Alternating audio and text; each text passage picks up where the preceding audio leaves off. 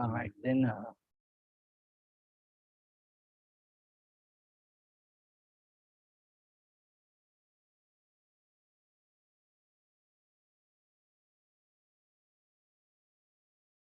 write the topic as a wave nature of matter, right?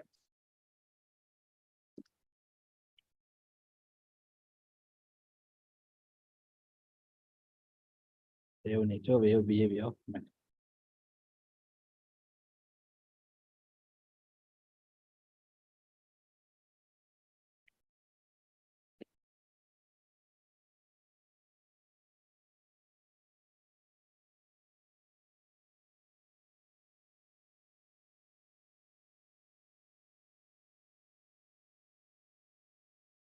Okay.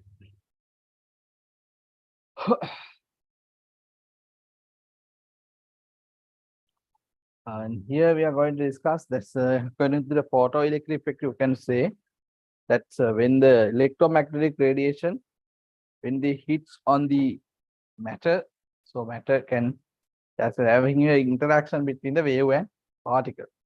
But it is clear that when two particles are collide together, so that's one particle will come and they collide with the stationary one. What happens? This will transfer some energy to the other one.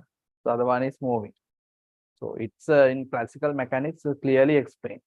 But in this wave and particle interactions, that's given by this photoelectric effect, the waves or the radiations hits on the particles, then they can emit electrons.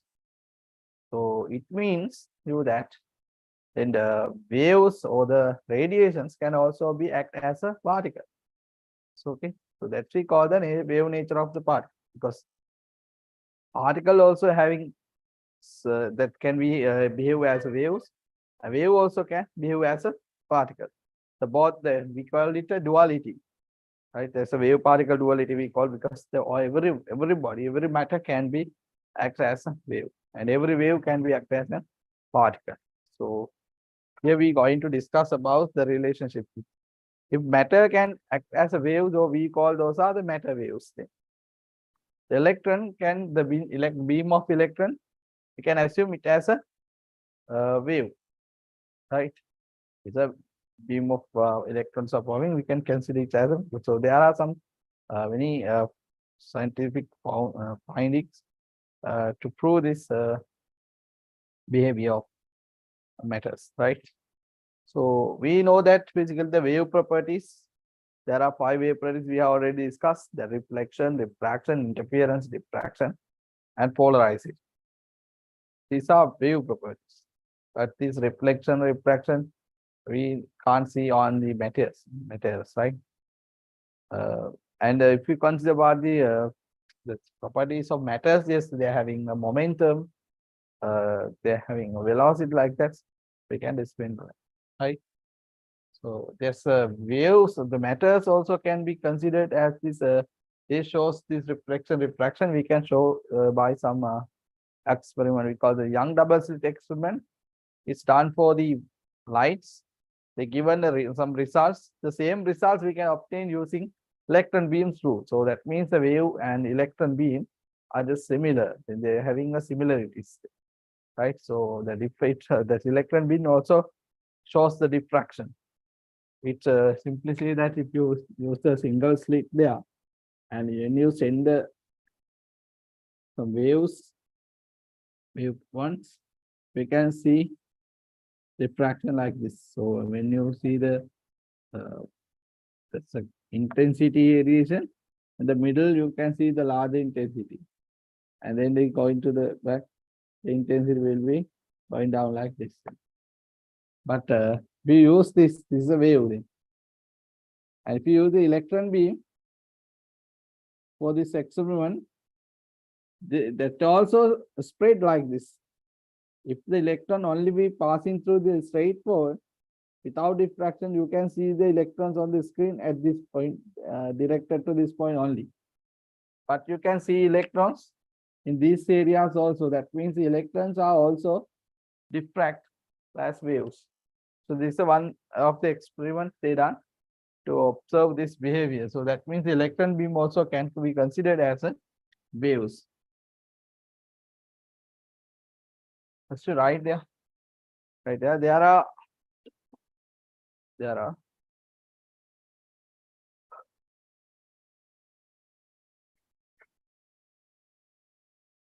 are some wave properties.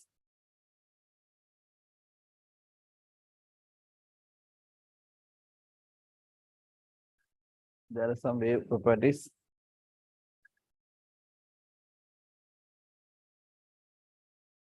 For the particles too. For the particles. Considering the wave nature of light. Considering the wave nature of light. Light or any EM wave, right? Right. The phenomena of interference, diffraction, and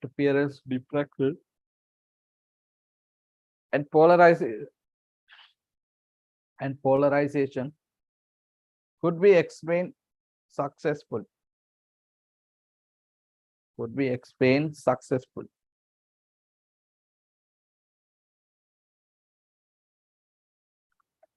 On the other hand, the phenomena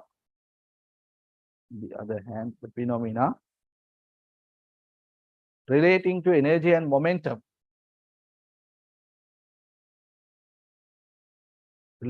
energy and momentum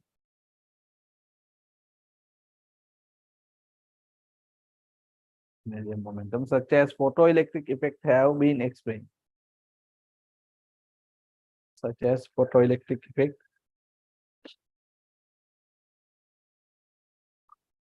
have been explained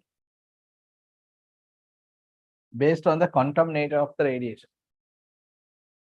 Based on the quantum nature of radiation.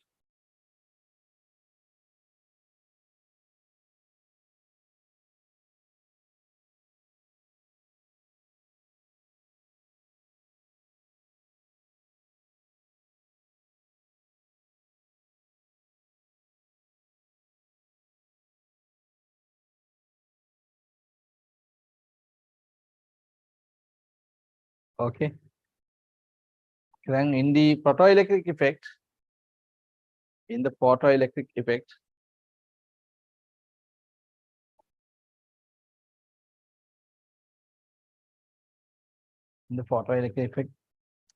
a light photon with sufficient energy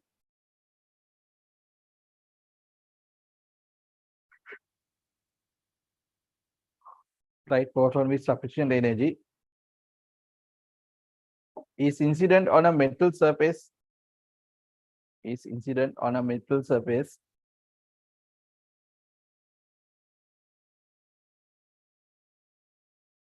and assigns all its energy to one electron in an atom.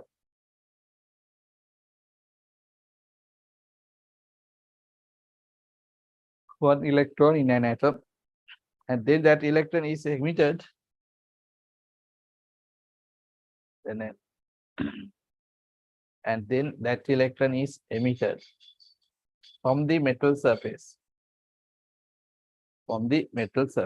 Right? That's a photoelectric wave. That's electron or the photon will come with sufficient energy. If that energy is, let's say, it's greater than the wave function, so that energy absorbed by an electron and then it can be emitted, and the remaining energy will consider stored as a kinetic energy, and the electron will moving, right? And there's another effect called the quantum effect. Right? It's a Compton scattering, we call quantum effect. In that effect, we call that the electron will come, right?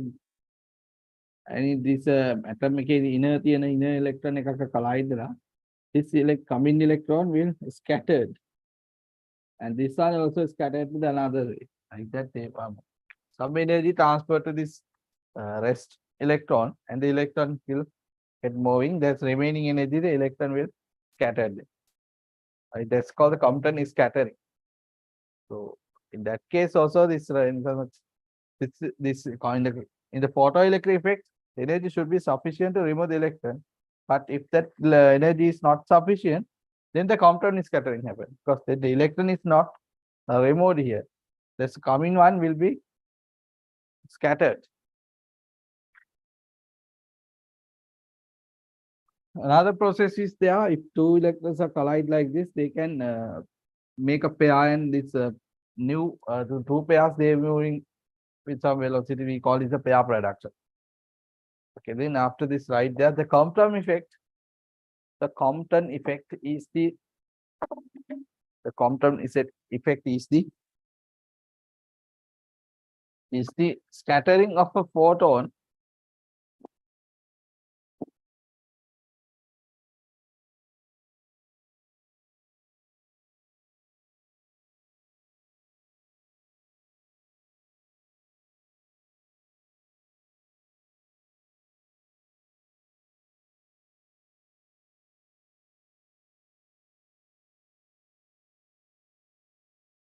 the Compton scattering is the uh, Compton scattering of sorry Compton effect is the scattering of Compton effect is the scattering of a photon.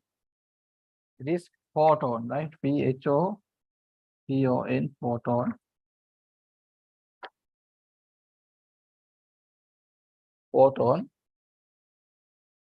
by an electron or any other charged particle.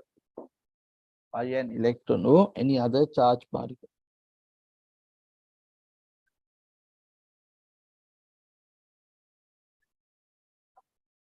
By an electron or any other charged particle.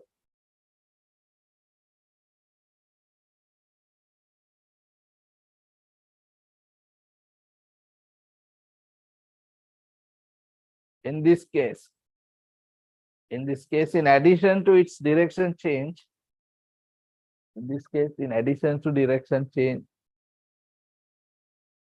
addition to its direction change, the wavelength of the photon increases.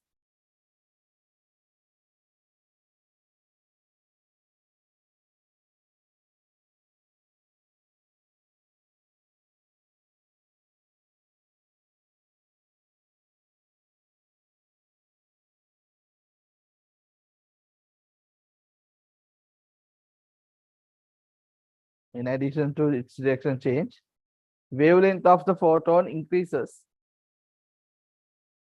and the electron recoils in another direction. The electrons recoil in another direction.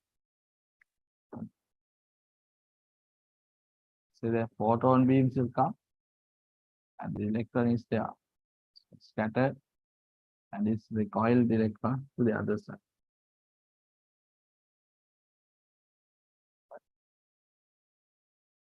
එක්කෝගලන්ට නෑසිල ගෙන තවට calculation කරන්න එහෙම පුළුවන්.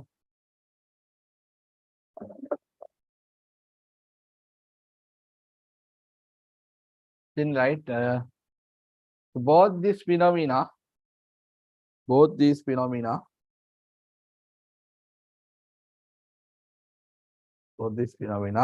photoelectric effect and the Compton effect,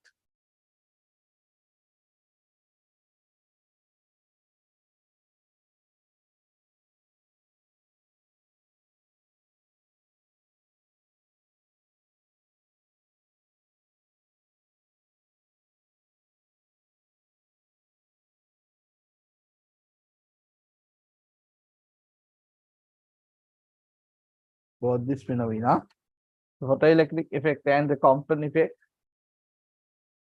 photoelectric effect and the Compton effect can only be described by assuming,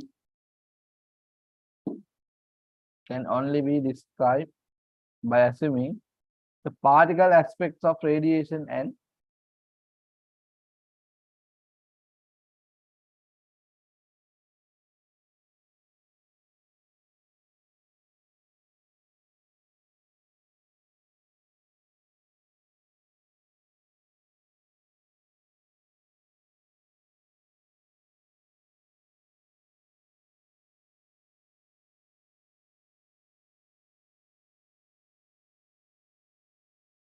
right?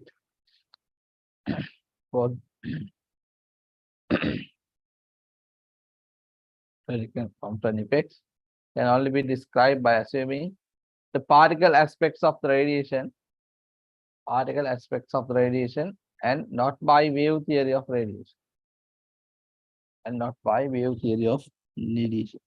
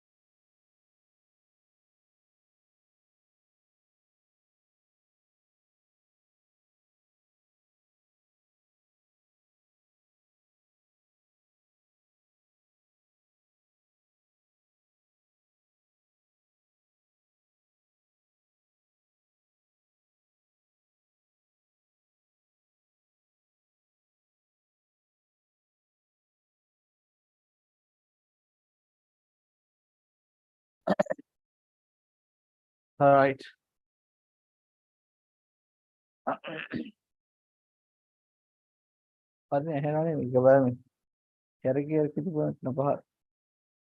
Hello. තේරෙනවද? All right. Thank you. ඇහුන්නේ නැතුනොත් නේ. ඔක්කොම කියන මොකද උදේ ක්ලාස් එක කරද්දී එහෙම ඇහෙන්නේ නැහැ කියලා ළමයි එකපාරම බලන් ගියා මොකක් හරි ඩිස්කනෙක්ට් වෙලා තිබ්බ ඒක.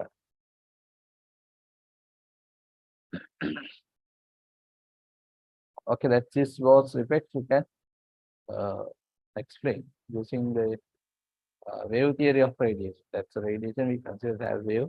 We're going to explain like that way. Also, we can explain the waves can behave as particle, and then particle theory will come. Wave theory and particle theory are different because wave theory, we consider the energy of a wave is proportional to the amplitude or intensity.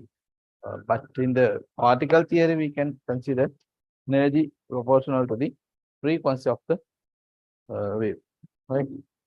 Okay, after that, right, according to this, it's clear that, according to this, it's clear that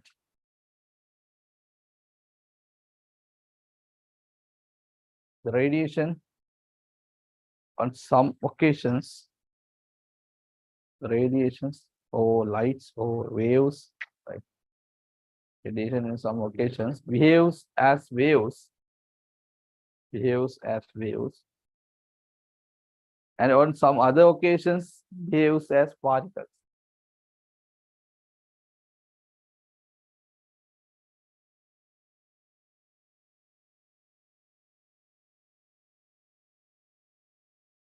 Some other occasions behaves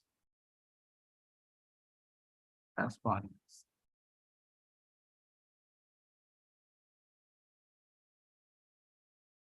Few, that's fine.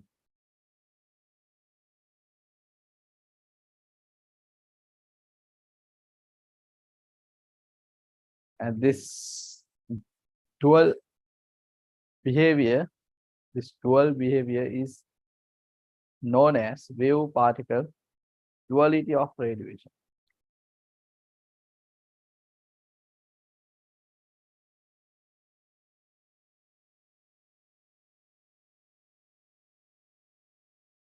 Wave particle duality of radiation.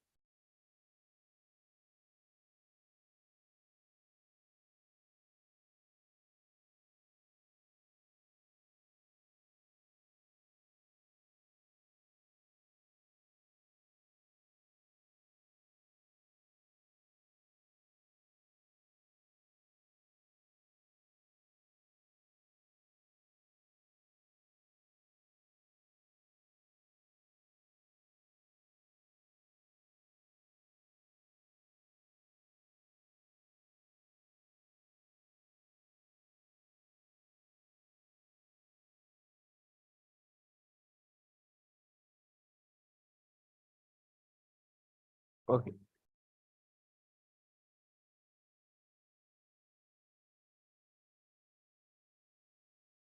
Right, according to the if you want to on you're dealing with Salam, according to those properties and observations, according to those properties and observations, light can be considered as a particle and also a wave. So light can be considered as a wave and also a particle. Wave and also a particle.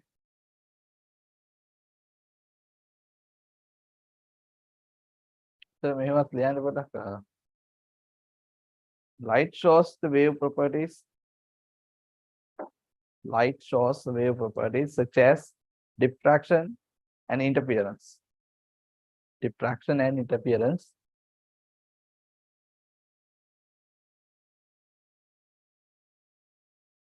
When light is passing through a large hole,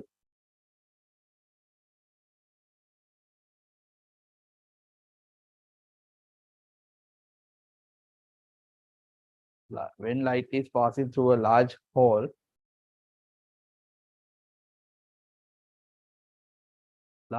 compared to the wavelength of the light, large hole compared to the wavelength of the light, it will not show diffraction. It will not show diffraction. But when it is passing through a small hole compared to the wavelength, it shows diffraction.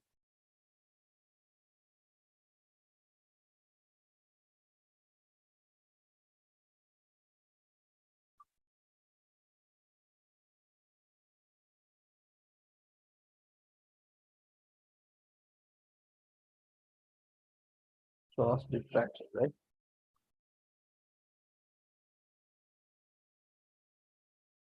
So that you can say in some cases it's behave as a vertical.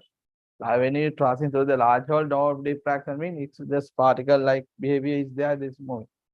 But if a small hole, it diffracts means it's spread out when you pass in this small hole. So, because diffraction will be a property of a wave. Okay, then you can write the topic as a de Broglie hypothesis and wave particle duality. Right, I'm writing de Broglie hypothesis and wave particle duality. De Broglie hypothesis and wave particle duality.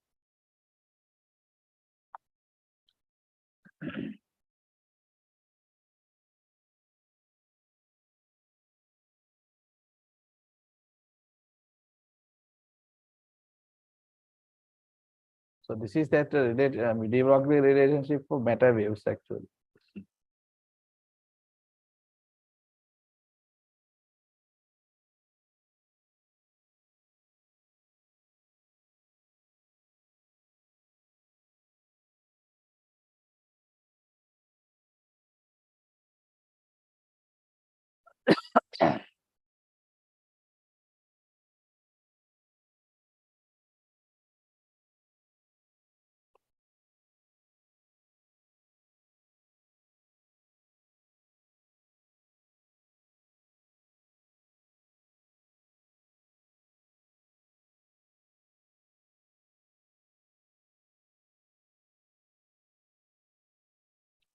Okay, then right there.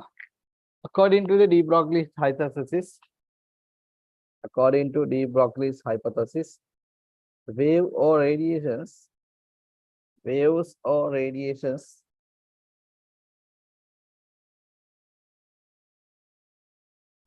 have particle properties, and also the particle has have particle properties, and also the particles have wave properties. Particles have wave properties.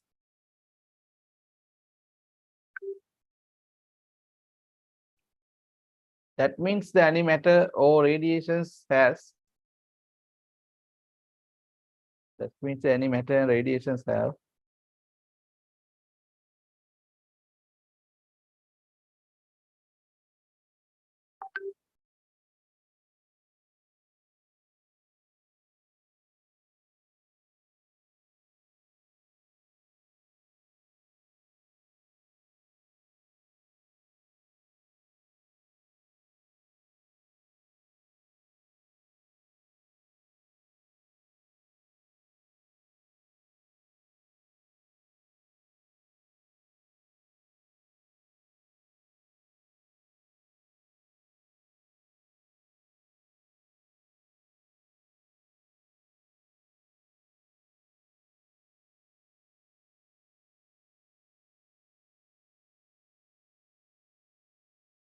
That means any matter or radiation has a dual nature as wave or particle.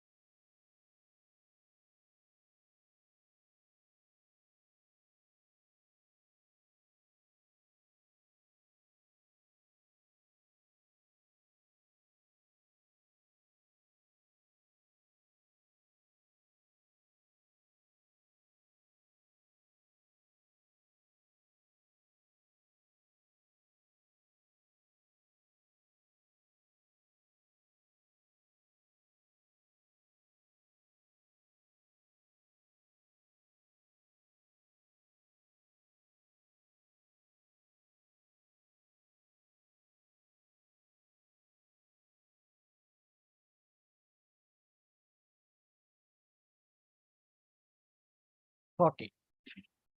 Then right there, when a particle is moving,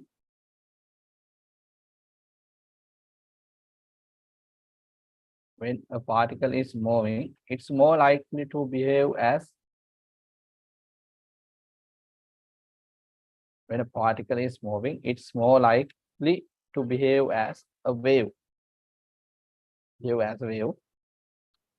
Also, then the particle has a particular wavelength.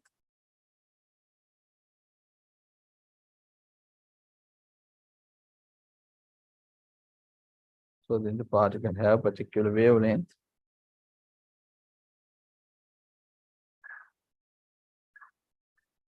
corresponding to its wave behavior, corresponding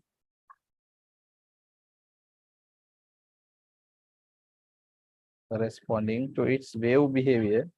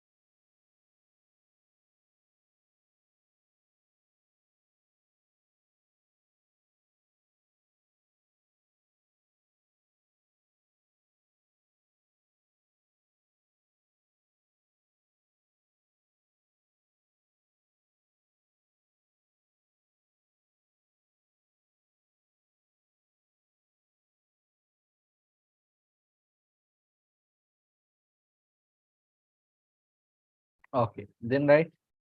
And this wavelength is called the de Broglie wavelength. This wavelength is called the de Broglie wavelength of the particle. De Broglie wavelength of the particle.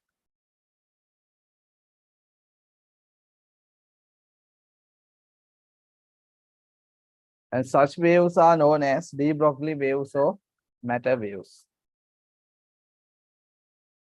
Such waves are known as de Broglie waves or matter waves.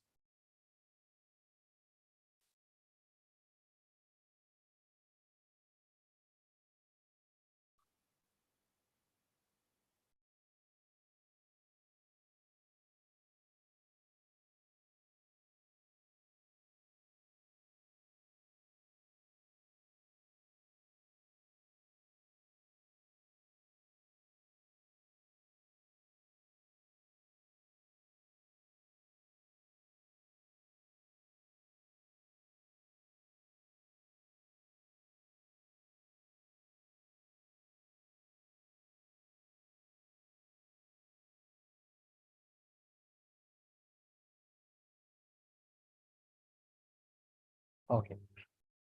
De Broglie waves or matter waves, right? Then means if any particle you consider it as a wave, so it's have a wavelength, then wavelength is called the de Broglie wavelength. And this when it's considered it as a wave, we call that wave, and we consider it wave as a matter waves. So we call the de Broglie wave. Then right there in the separate paragraph, right? According to the quantum theory, according to the quantum theory,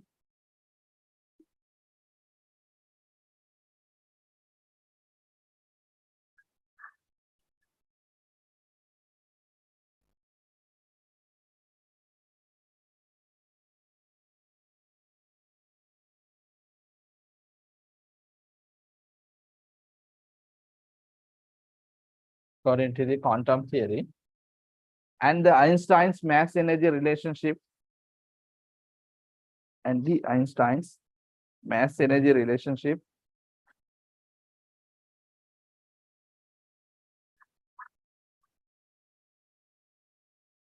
the energy associated with the energy associated with a particle of mass simple m, the energy associated with the particle of mass simple m can be given as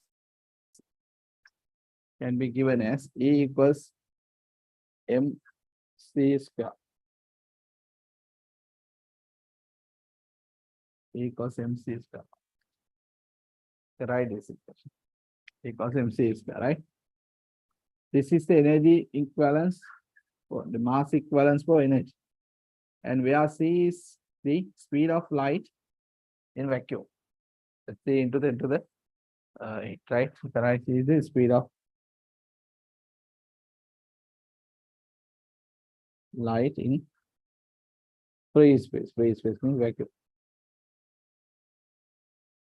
You know that value is 3 into 10 to the 8 meters per second.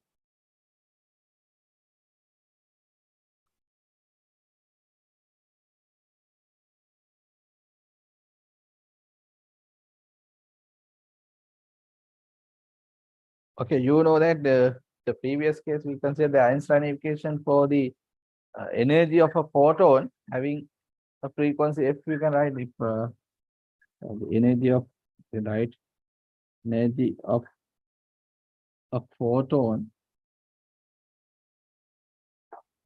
with the frequency f,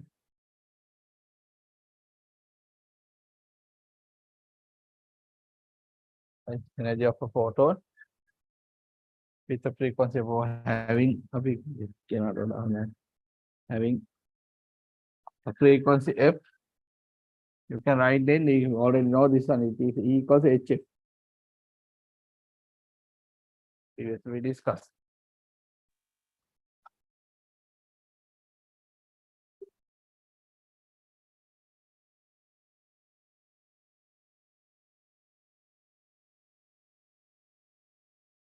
Right? Then the momentum of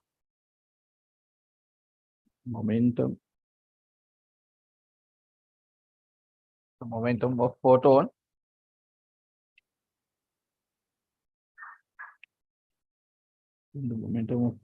you can write as photon, that is P equals energy divided by the speed of light, because photons are moving with the speed of light. The energy over, you can write the photon momentum is P over P equals E over C. So it gives you that the energy equals to the momentum into the speed of light. These are the four waves. Oh, this equation we already know this.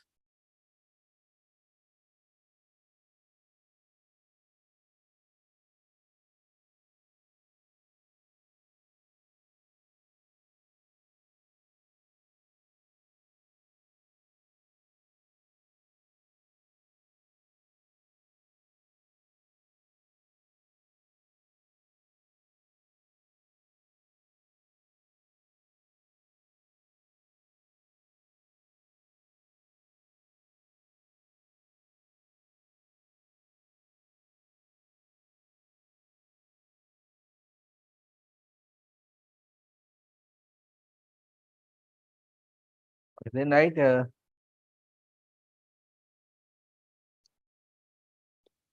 is, you can say then P equals that E over C.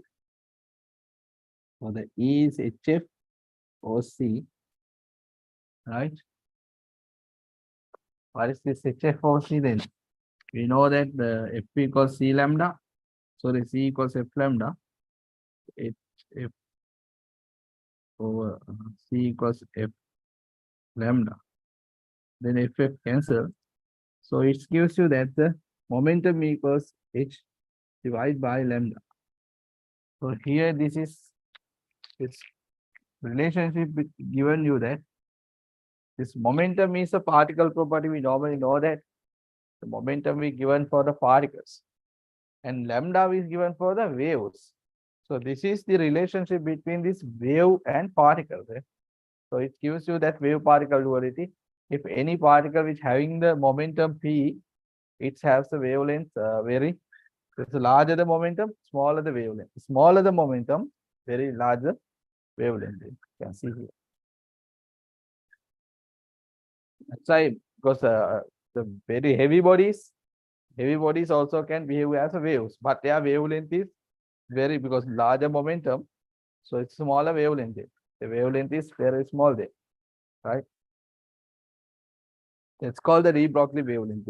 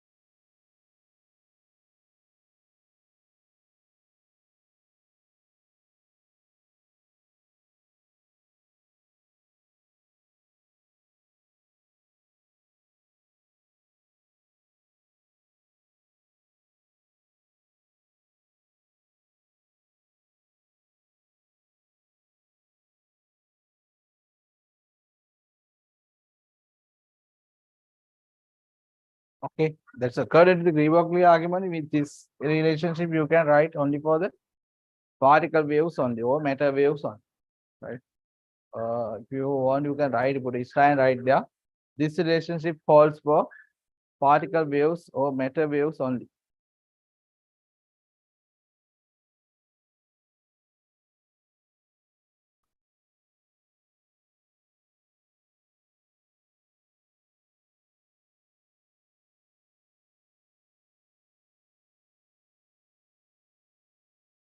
Right. Okay.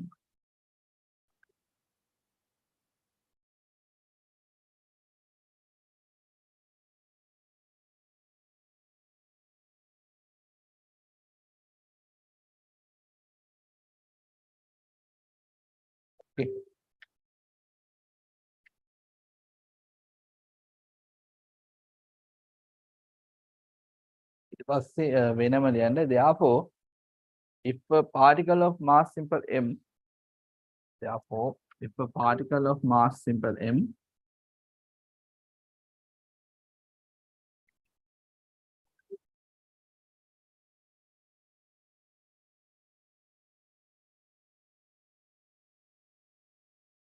a particle of mass simple m and momentum p and velocity simple v.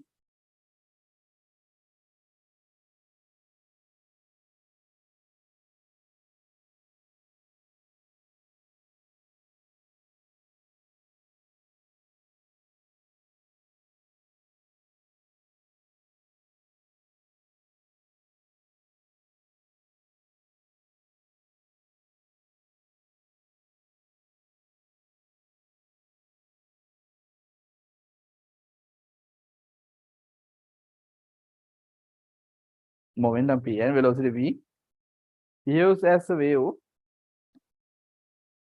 behaves as a wave, it behaves as a wave. Its wavelength can be written as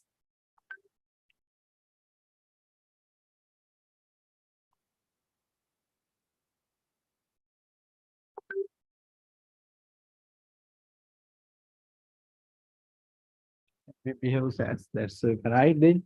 According to this relationship, that's h over lambda. That's p we can write as mass into the velocity.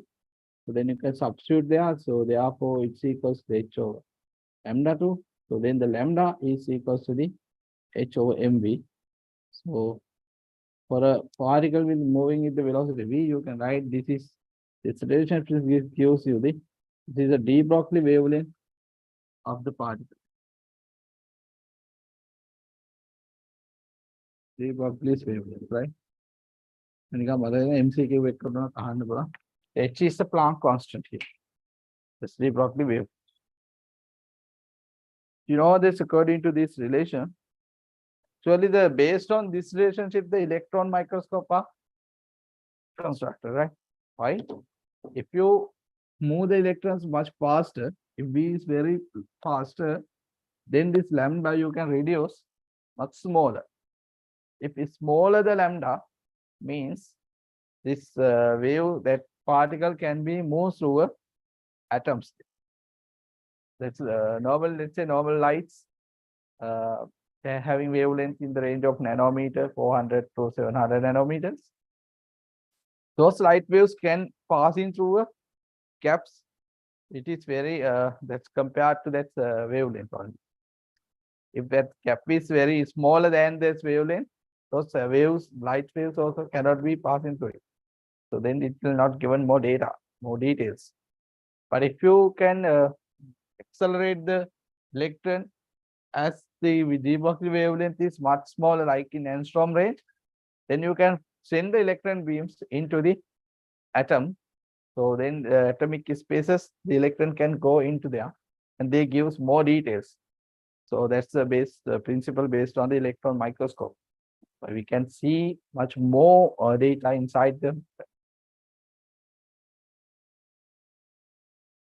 Okay, this is de Broglie wavelength of the particle, right?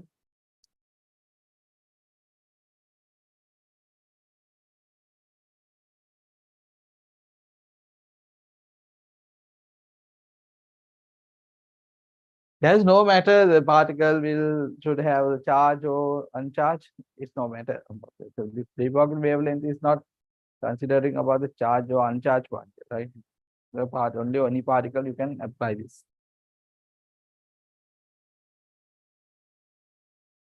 Okay, within bracket, if you put this sign right there, that part, the wavelength associated with the particle is independent of its charge. The wavelength associated with the particle is independent of its charge.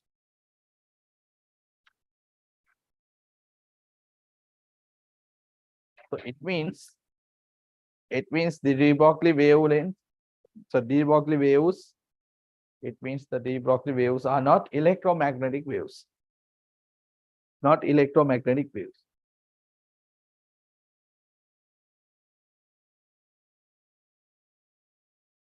So these are matter waves. So these are matter waves.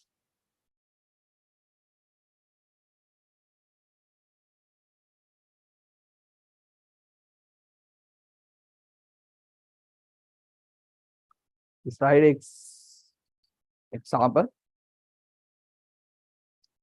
Find the de Broglie wavelength of moving ball and an electron. Find the de Broglie wavelength of moving ball and an electron. An electron.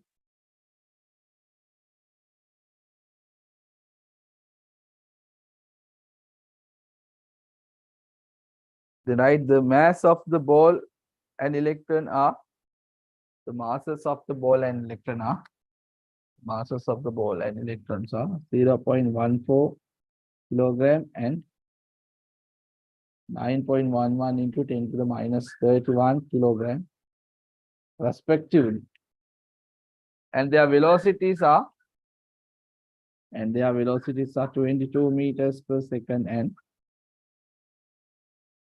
5.36 into 10 to the 6 meters per second respectively.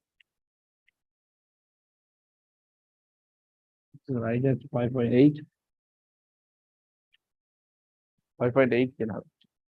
Calculate the de Broglie wavelength for electron and the ball.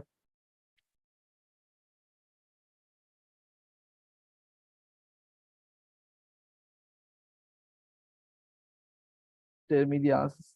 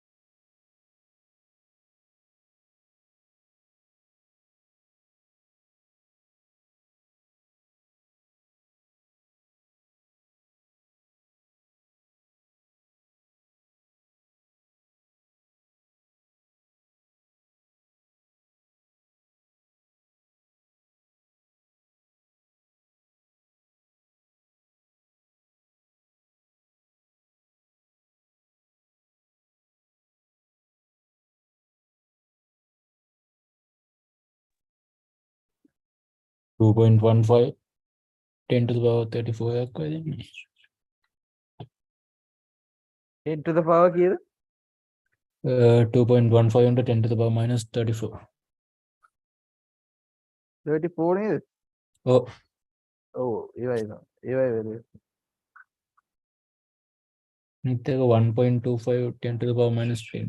1.25. 10 to the power minus 10. Yeah, just minus.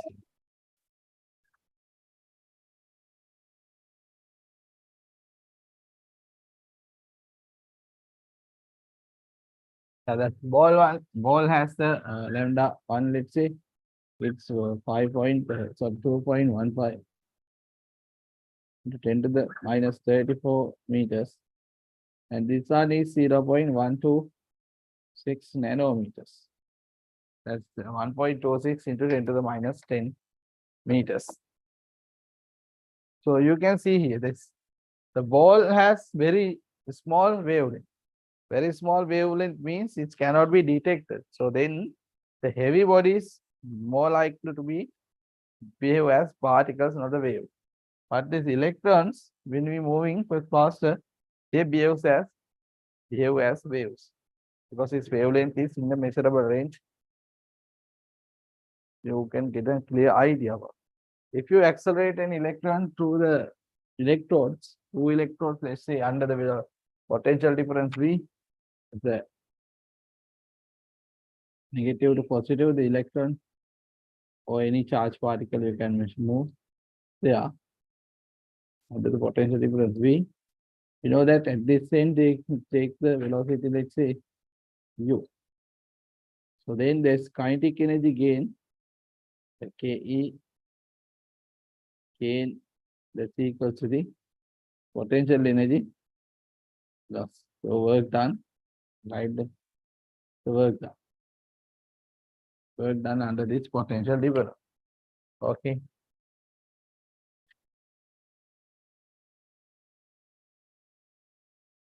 So you can write this half mv square u square, that's equals to ev. So u equals to 2 ev divided by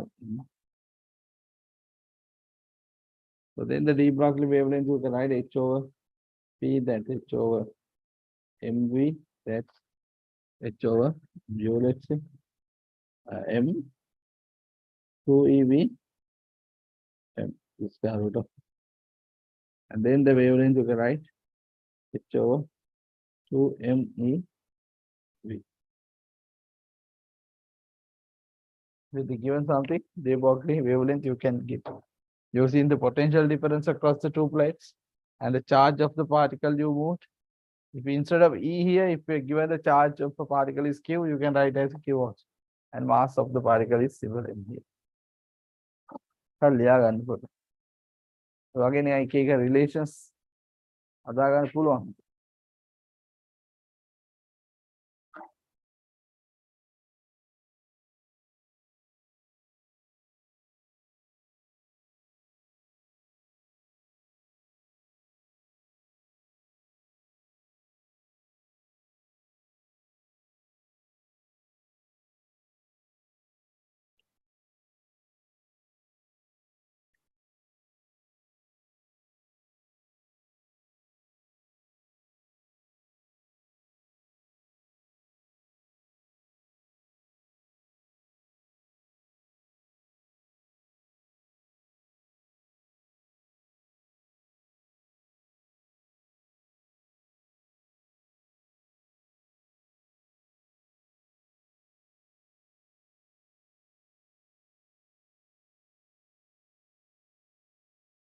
Okay.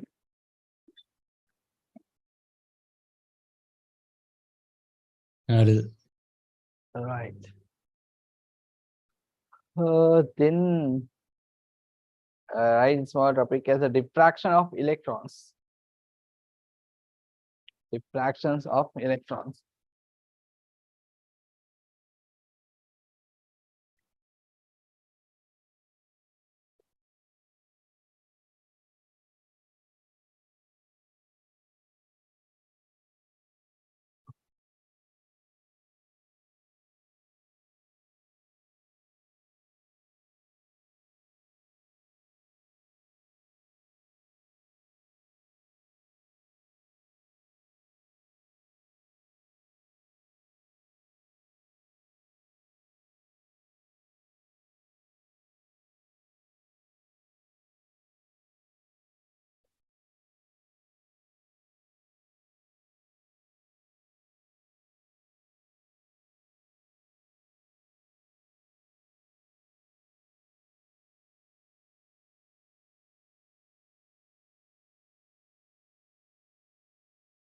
Okay. Uh, there was an experiment that's, performed by the Davison and Germer, right? The Davison and Germer, uh, they they could be sure that first time the moving electron has a wave nature, because that's called they can observe that the electron can diffract. So the electron, normally we know that the wave the electron is particle, but it's the J.J. Uh, Thomson was the one he found the electrons. When he found the electron, he told that the smallest particles in the entire compose this electron. He found the electron and he got the Nobel Prize in 1906.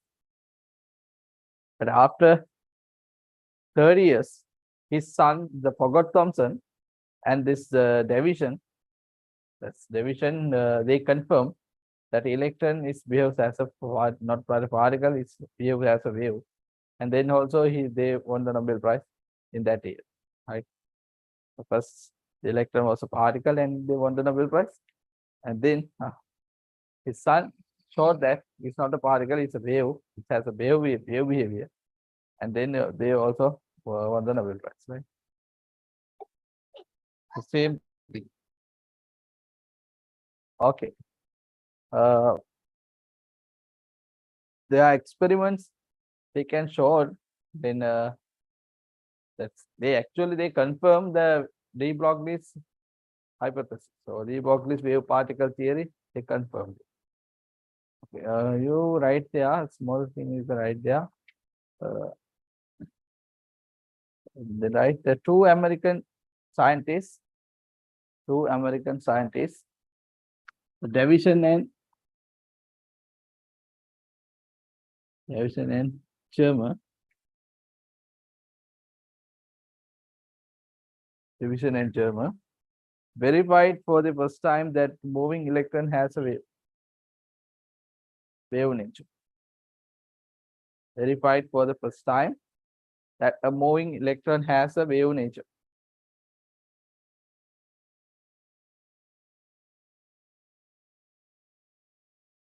And also, Not a moving electron has a sorry, moving electron has a has the wave nature. Has a wave nature.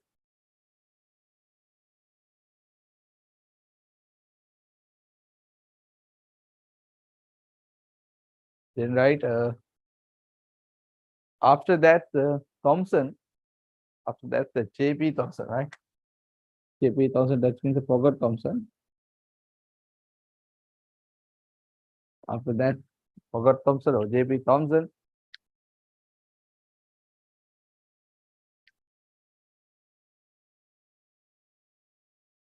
done an experiment and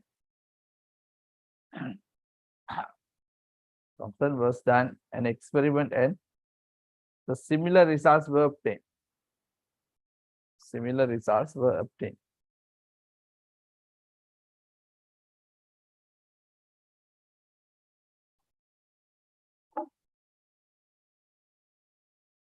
Then right, he was able to get diffraction pattern. He was able to get diffraction pattern by targeting a beam of electrons on a crystal. By targeting a beam of electrons on a crystal.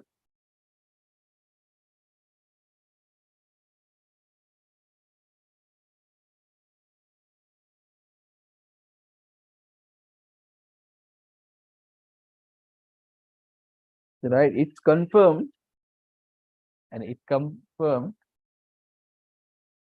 the de Broglie's wave particle theory.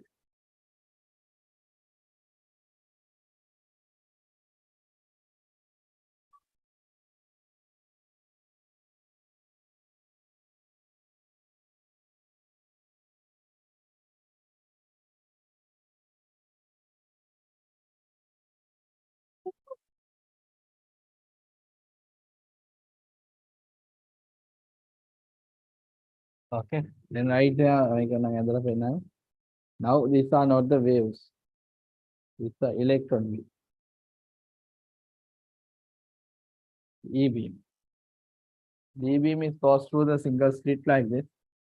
So they moves as a wave fronts like this. Then in the screen, you can see the intensity variation at the middle peak has the larger the intensity, and then the intensity will be reduces like this.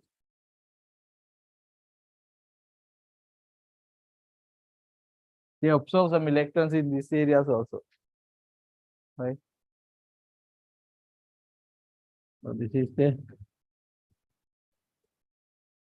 intensity distribution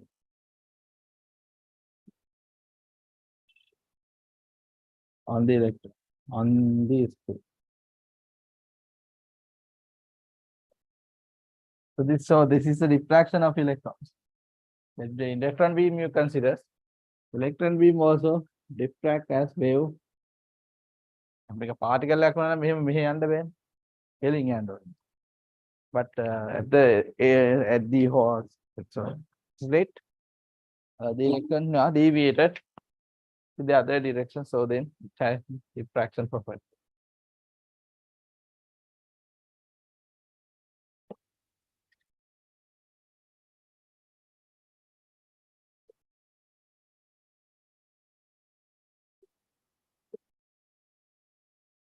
Yeah.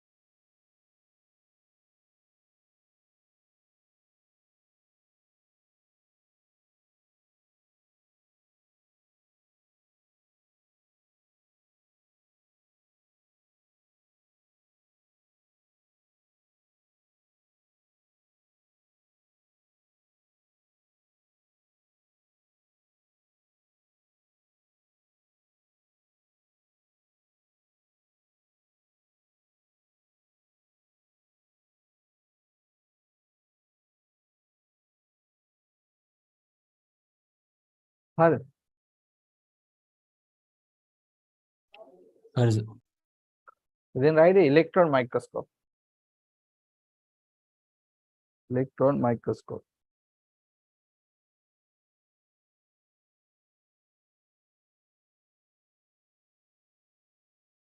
Okay, then write this electron microscope has been designed. Electron microscope has been designed based on the wave properties of electrons.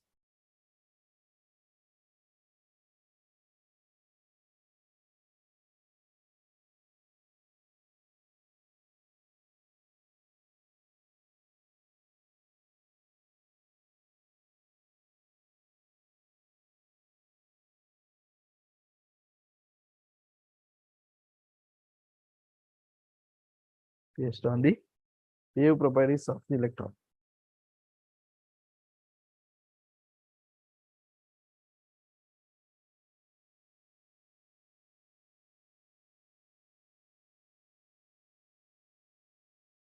Right, we can see an object. We can see an object when light rays reach the eye.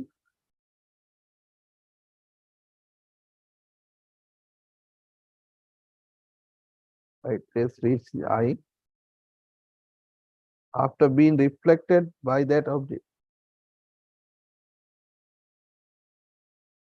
After being Sir? reflected by that object.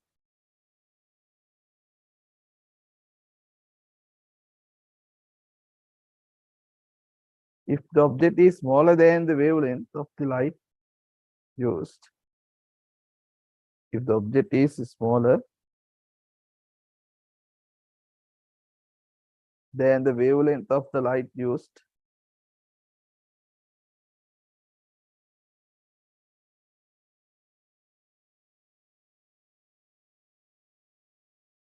then the light is not reflected with. Then the light is not reflected with.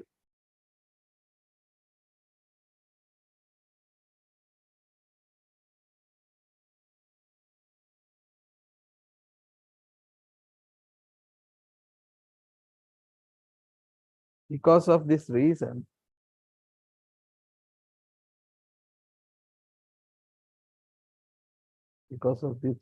we cannot see the objects.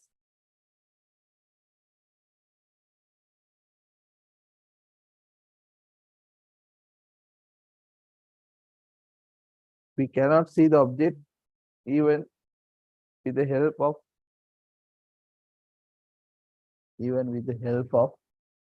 a microscope, even with the help of a microscope having a very large magnifying power.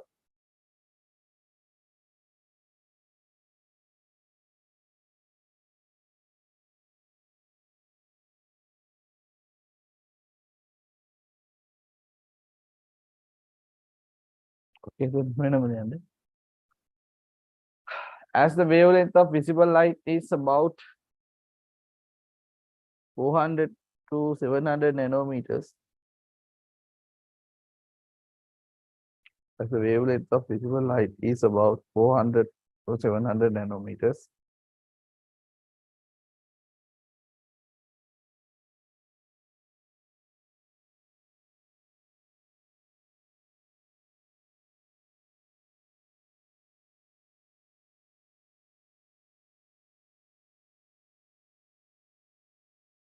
using a microscope working with visible light, we can see only those objects. We can see only those objects which are larger than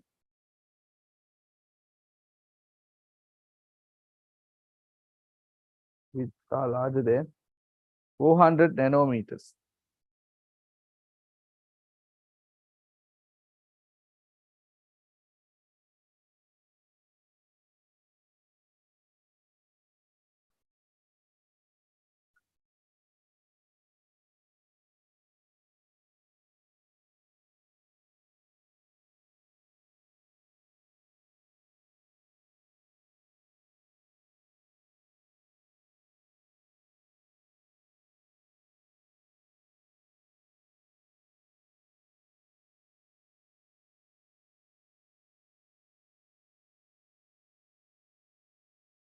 That means the limit of resolving power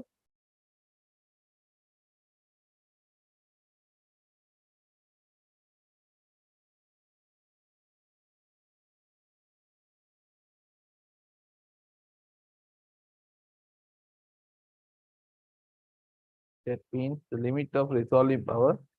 Open optical microscope.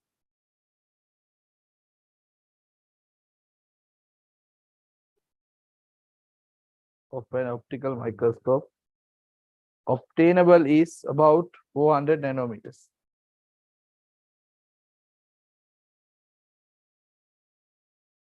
Obtainable is about 400 nanometers.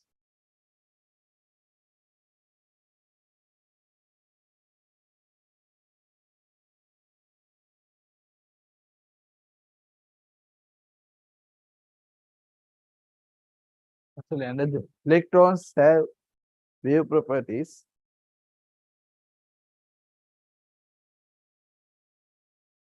Electrons have wave properties.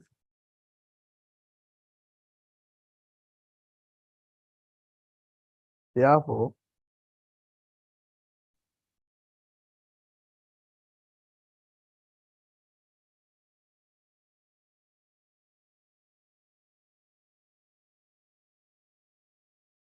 by accelerating an electron beam,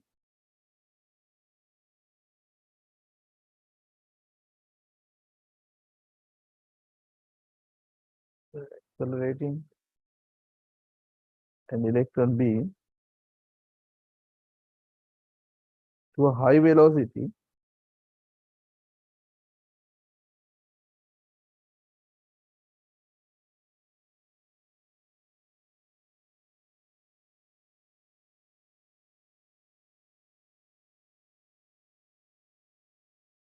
to a high velocity,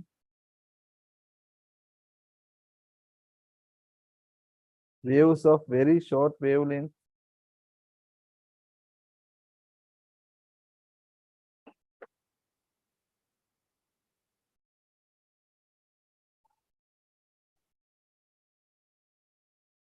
waves of very short wavelength can be obtained.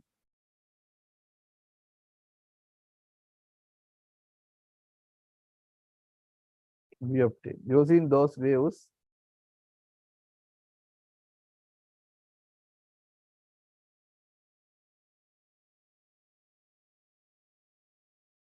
electron microscope of high resolving power have been produced.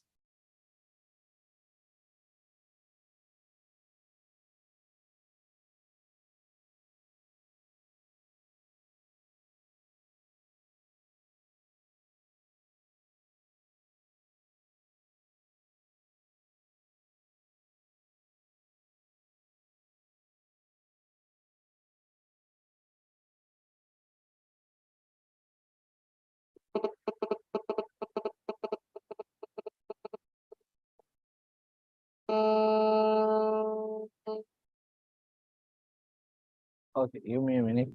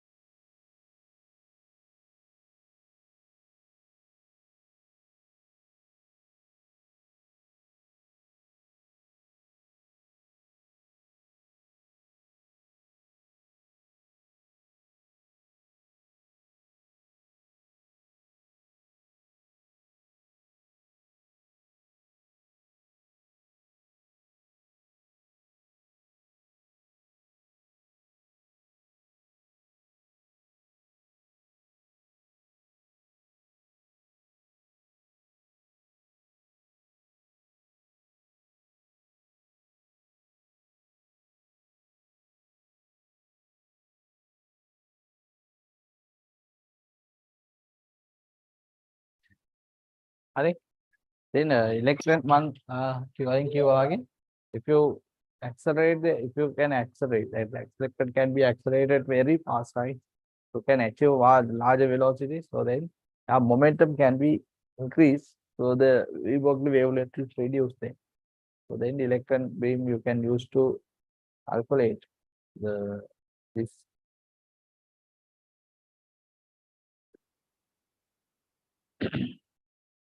Not calculate actually, electron beam you can use to construct the electron microscope. There are two types of electron microscope. You got STEM and SEM. What is this STEM? STEM means transmission electron microscope, and SEM means there is a scanning electron microscope. Right? We don't care about that thing. I will diagrammatically විස්තරයක් අවශ්‍යම නැහැ. එතන වෙන්නේ electron beam එක move කරලා momentum එක යාගේ vary කරලා wavelength එක අඩු කරලා අපිට පුළුවන් more details ගන්න. ඒක සාමාන්‍ය light wave එකට වඩා වැඩි wavelength එකක් තියෙන. අඩු wavelength එකක් තියෙන wave එකක් විදිහට යවලා details ගන්න පුළුවන්. ඒතර ඒකේ දැනගන්න ඕනේ.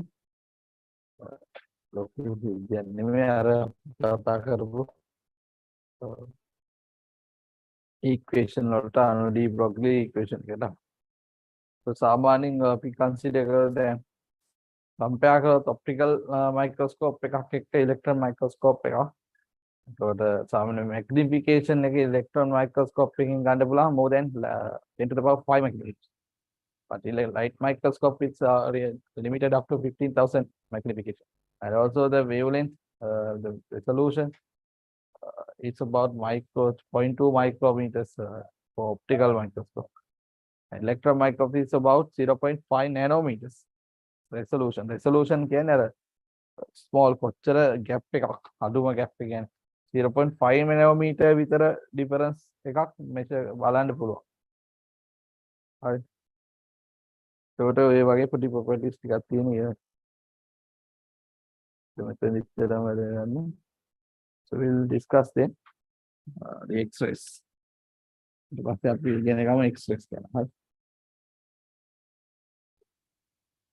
Then X-rays.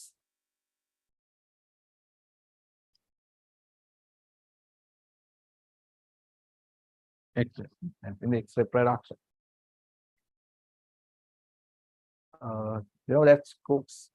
That's cathode rays. Have you heard about this cathode rays? The cathode ray experiments cathode ray experiment note 10 cathode is formed there in a vacuum container, and then we are given a potential difference increases between them. That's some waves can transfer to each. They observe some X-rays, some rays actually. They are having some charge or something like that. So those are called the cathode rays because they form in the cathode tube.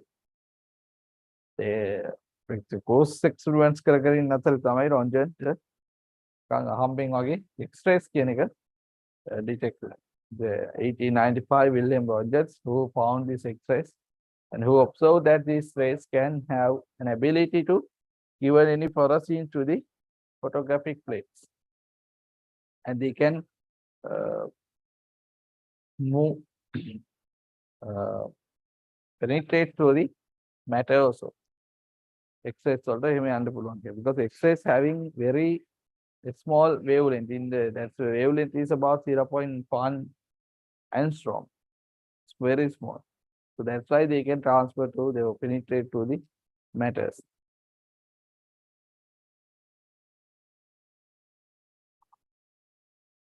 Okay.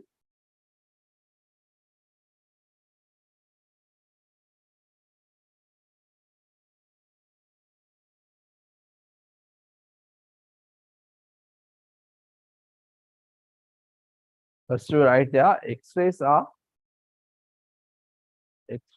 first invented by German physicist German physicist.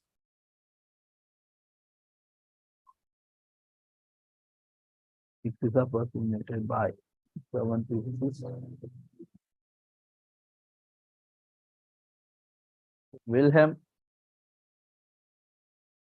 German physicist Wilhelm Röntgen.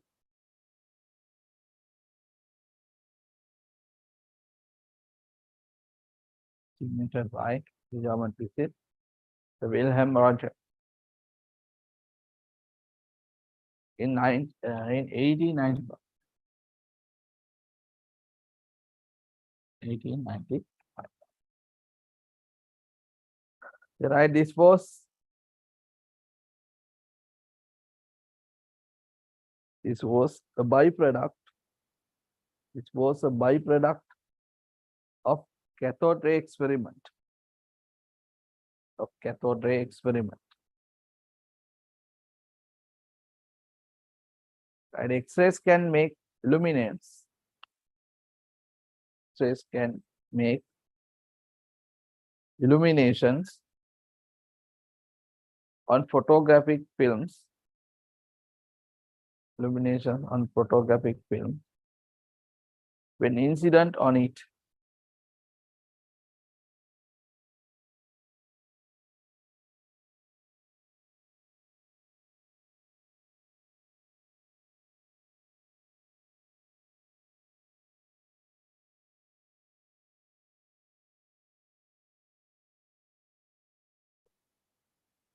When incident on it.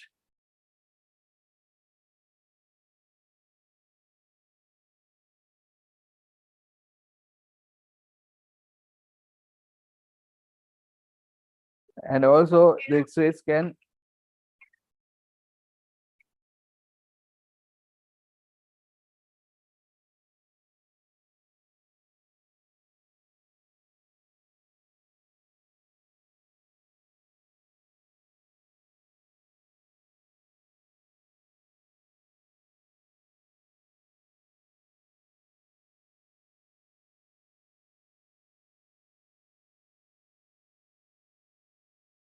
okay, the right X-rays also the X-rays can penetrate through some materials.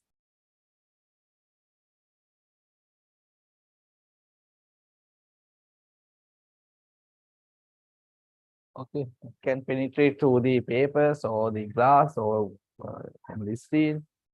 X-ray we can use to check the welder qualifications or welding and material through weld එක through ගියාම weld එක ඇතුලේ මොන හරි හරියට weld වෙච්ච නැති ප්‍රශ්න නම් you can find observe, right? Then I the production of X-rays.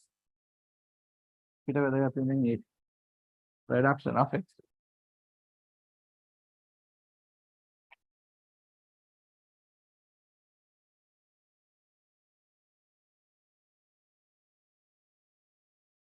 Production of X-rays.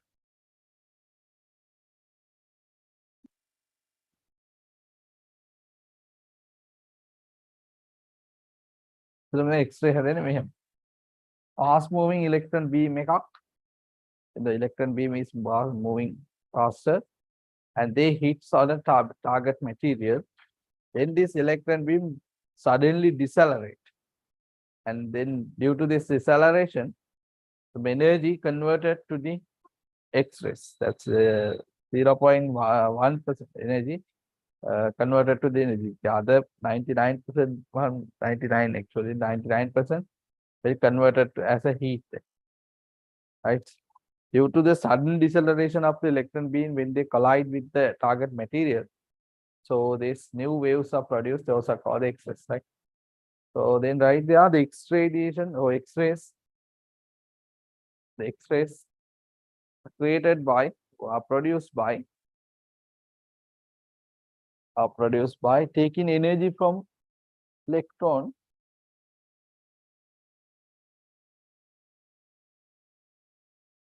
taking energy from electron and converting it into photons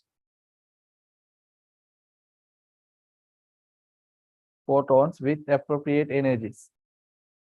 with appropriate energies.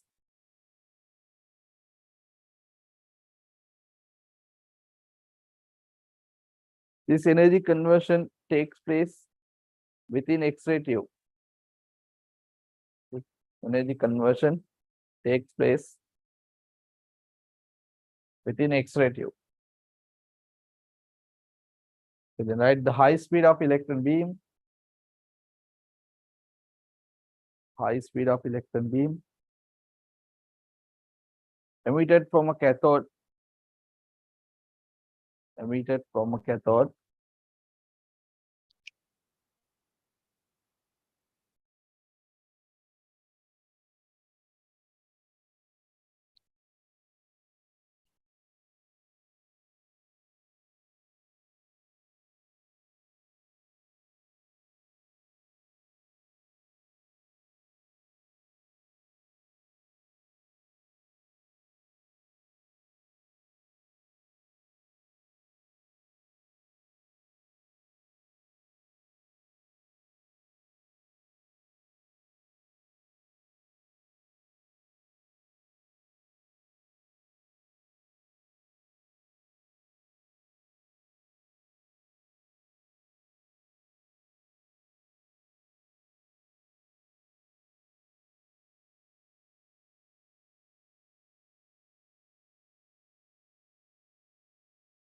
emitted from a cathode.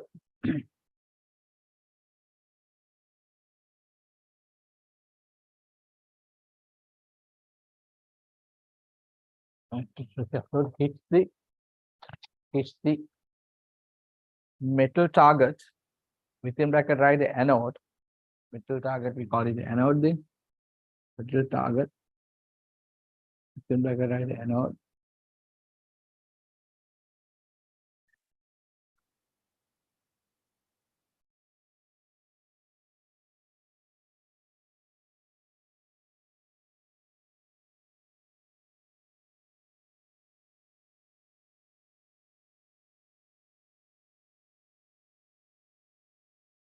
Metal target anode.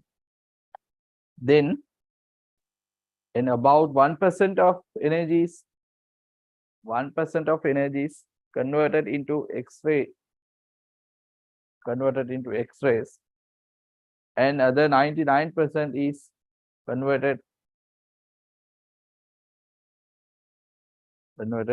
to heats, converted to heats, which is absorbed by the anode.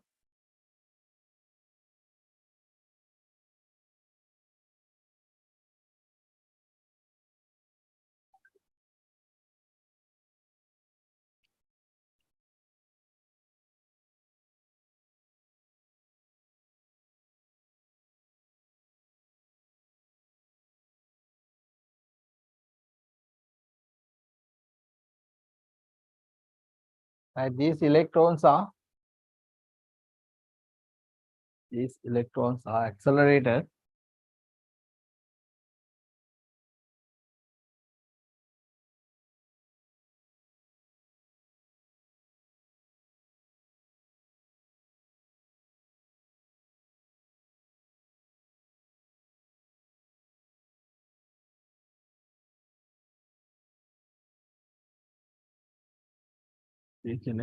accelerated by applying high voltage or high potential difference, applying high voltage or high potential difference across anode and cathode. Across anode and cathode in a vacuum tube.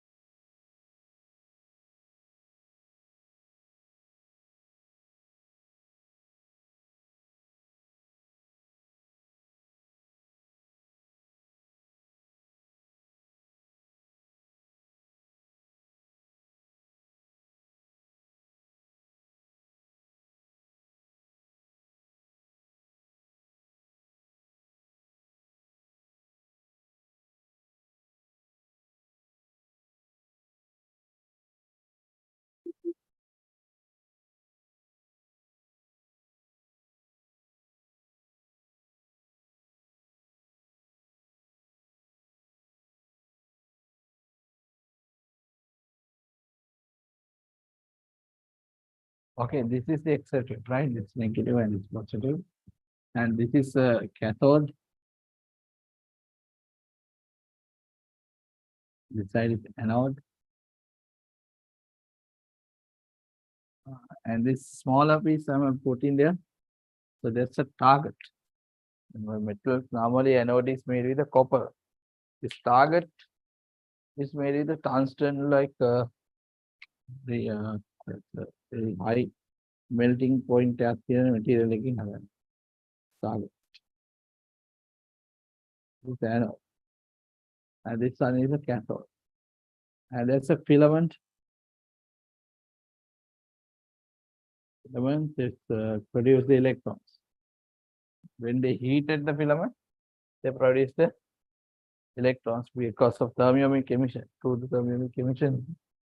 And this one is also the potential voltage source. That's a V1. That's about 10 volts, so 15 volts. And this one the high voltage V2. It's about 300 or 100, 300 kilovolts. 100 kilovolts, so very large potential difference is there. Yeah, right, 100 to 300.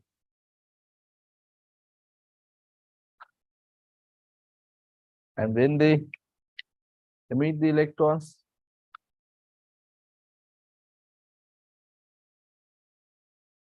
from this heated filament, electrons are moving and they hit on this metal target. So then from the target, the X-rays are produced.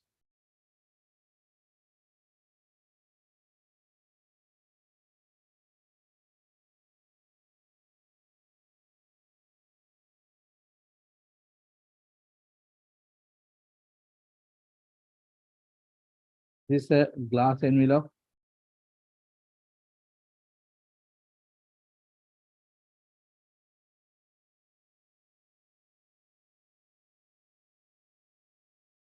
And in the vacuum, evacuated, that's the vacuum. This vacuum. Vacuum කරලා තියෙන electron collide වෙනවා particle තිබ්බත් ඒකට energy loss වෙන හින්දා. These are the electrons produced by the thermionic emission. The filament and the anode, actually this anode is a copper rod. This is a copper rod.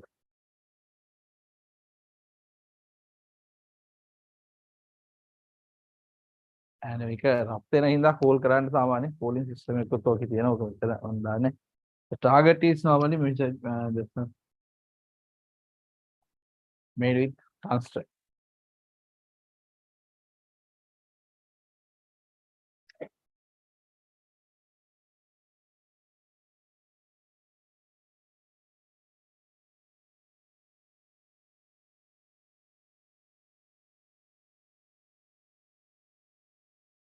Okay. And this is called the filament voltage supply.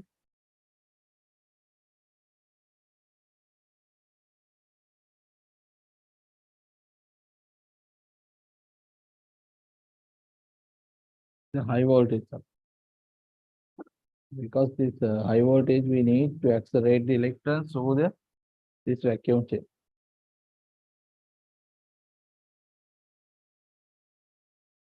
Electron accelerate under local voltage. So we can draw this one. This is the structure of the X-ray tube. Tube shape of the tube can be changed for different theoretical. When I draw this as very large, but actually the actual X-ray tube is about 15 centimeters, small, very small one. But X-ray tube is about 15 centimeters. මේක අඩංගු කරලා තියෙන වටේ shield එකත් එක්ක එනකොට ඒක very heavy. 1 meter විතර length එකක් තියෙන සමහර ඒවා.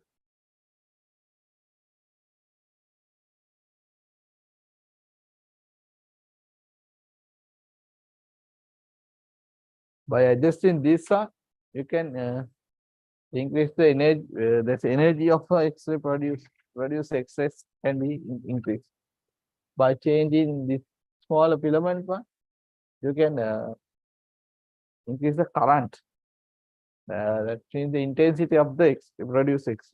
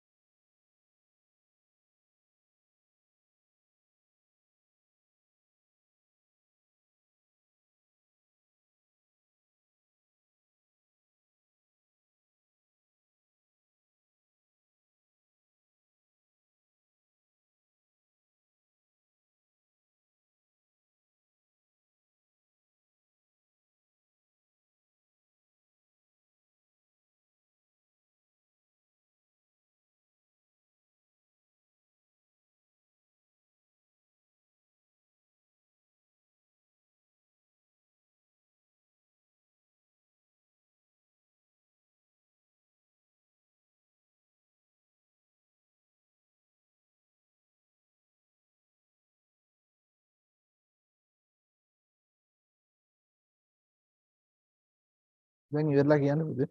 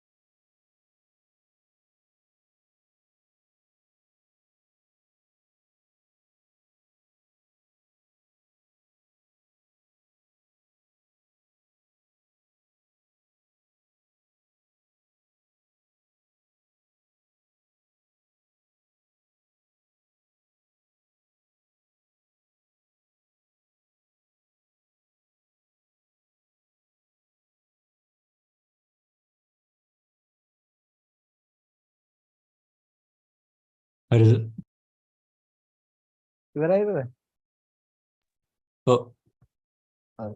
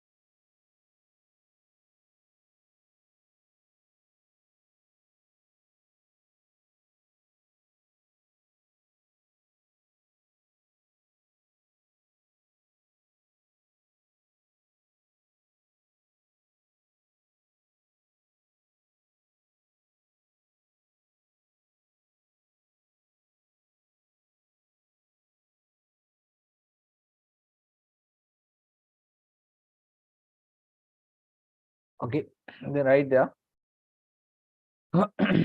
There are three basic requirements to produce X-rays. There are three basic requirements to produce X-rays.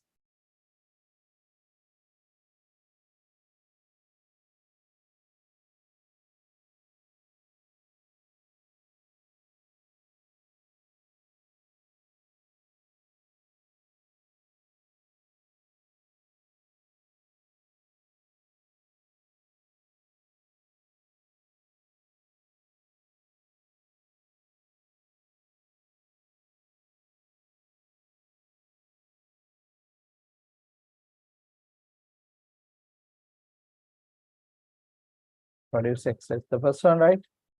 A source of electrons.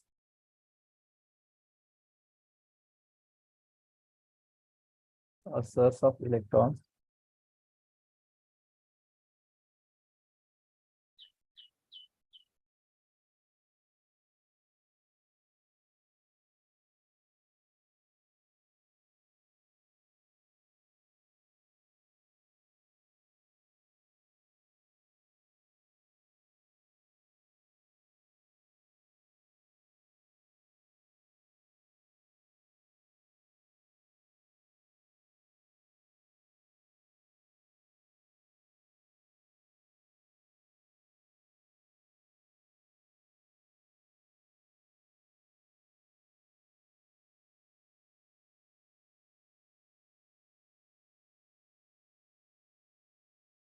ඒක under that right is උත්තර source of electron විදියට අපි use කරන්නේ මොකද්ද මෙතන? This heated filament. The right there, the heated filament, the source of electron, that is a heated filament, and the electrons obtained by the thermionic emission. That means the heated filament and the electrons obtained by thermionic emission. Heat වෙලා emit කරනවා.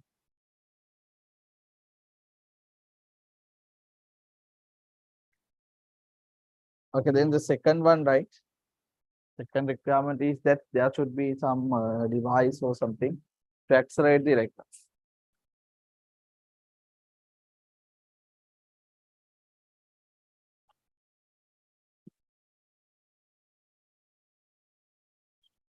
Right there, a mechanism of accelerating and direct the electrons. A mechanism of accelerating and directing the electrons. Directing the electrons. Okay, under that, right, here we use this high voltage supply is used to accelerate the electrons, right? So they are right, that is a high voltage supply. High voltage supply. So then third one, right, a target.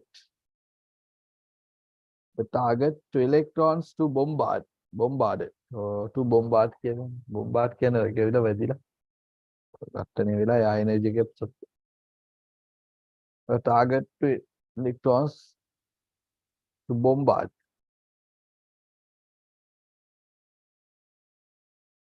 Here that's a tungsten target we use. Yeah, that means a tungsten target. Target is very small. Okay, then right there, X-ray tube, an X-ray tube. An X-ray tube consists of a glass outer casing. Consists of glass outer casing, which is sealed in a vacuum inside. It is sealed in a vacuum inside.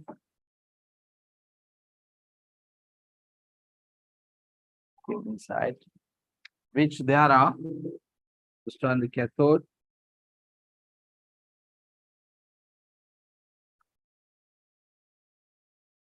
which there are one cathode, like the positive electrode, cathode. Okay, then we can write the positive electrode, and the second one anode. So not the positive electrode, that's a negative electrode. Anode is a positive electrode.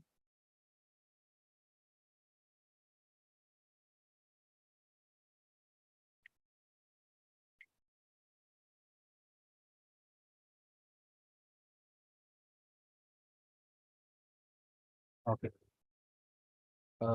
Then right there, the tube envelope is constructed of glass, constructed of glass with a high reflecting, high melting with a high melting point.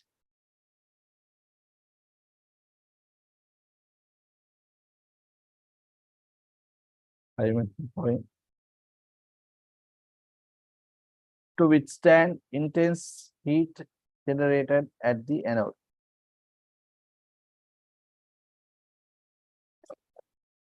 Right. High melting point to withstand intense heat generated at the anode.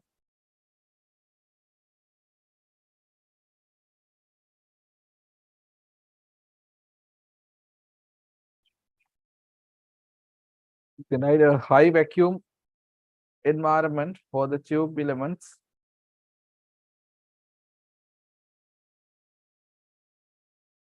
A high vacuum environment for the tube elements is necessary to prevent oxidation of electrode materials.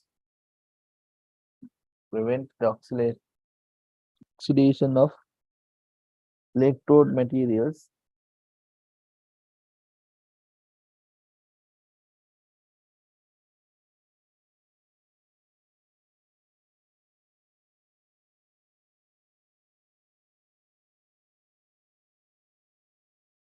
Oxidation of electrode materials to permit passage of electron beam.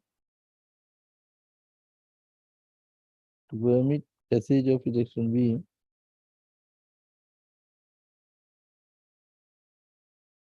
Permit passage of electron beam without oxidation of gas.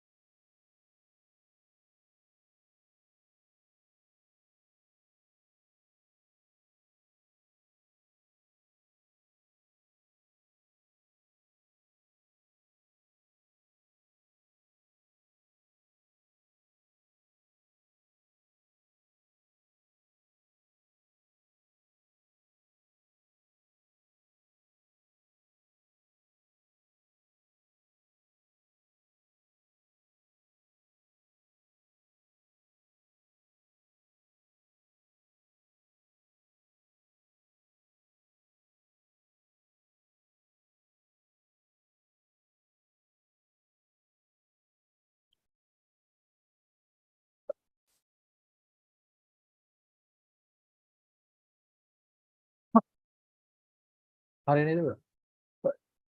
පොඩ්ඩක්.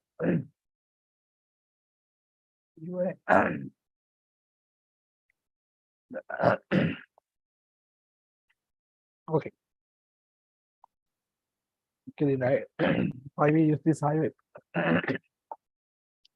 highway කියන environment එක scan කරනකොට මේක electron collide වෙන්න පුළුවන් actually තියෙන particle එක.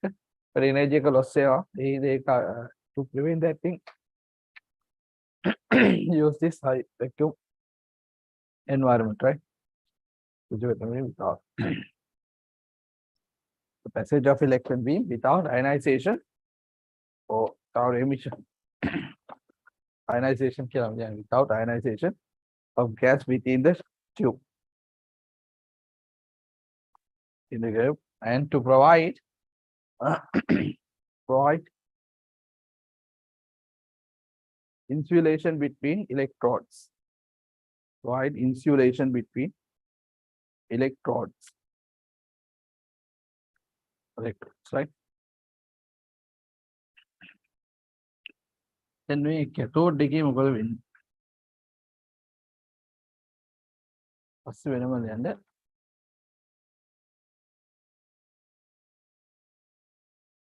cathode එක නිකන් මේ curve වෙච්ච cathode එකක් නේ. දැන් ඉලෙක්ට්‍රෝන විතර විසිරෙන්නේ. එයා කෙලින්ම අර පැත්තට ફોකස් කරනවා. ફોකස් කරනකොට ફોකසින් කප් එකක් තමයි මේ තියෙන්නේ. So ලියන්නේ මෙහෙම then write there about the cathode. We write something about the cathode. Then write there. The cathode is incorporated. Cathode is incorporated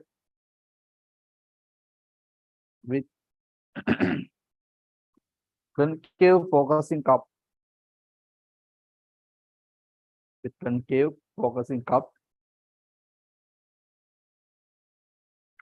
and a filament.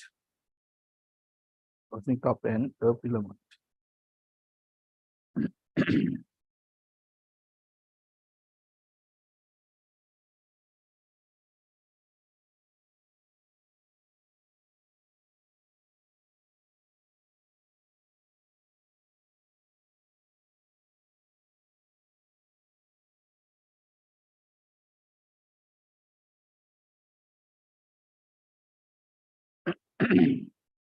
The focusing cup and the filament, right? The focusing cup functions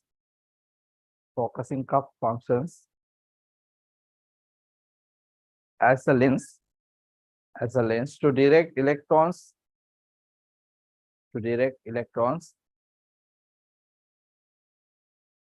in a beam towards the anode. In a beam towards the anode. Electrons in a beam towards the anode.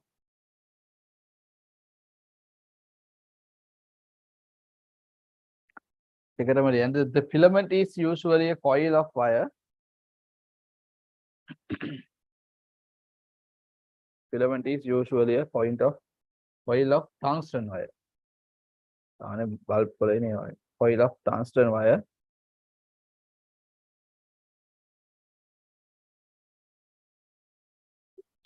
It is supplied a potential difference of about 15 or 10 or 15 volts. About 10 or 15 volts by a filament voltage source.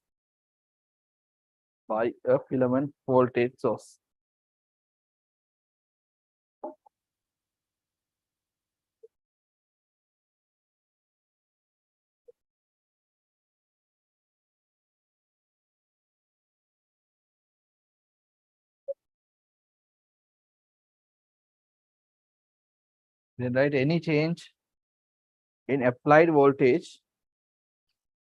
මේක වැදගත් මේක. මොකද මේක අහන දැන් ඔයගලන්ගේ intensity එක වැඩි කරන්නේ කොහොමද X-ray වල produce X-ray වල by changing this filament voltage.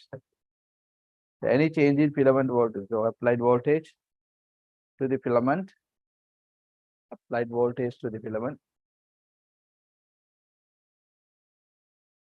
where is the filament current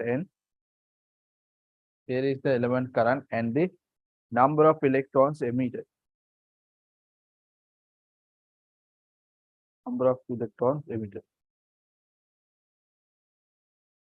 Okay, also right. When voltage is applied to the filament, when voltage is applied to the filament, it is heated and electrons are emitted by thermiomic emission.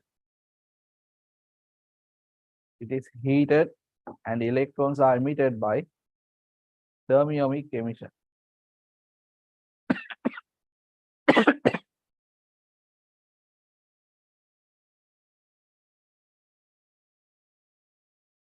That's about the cathode. Now write about the anode.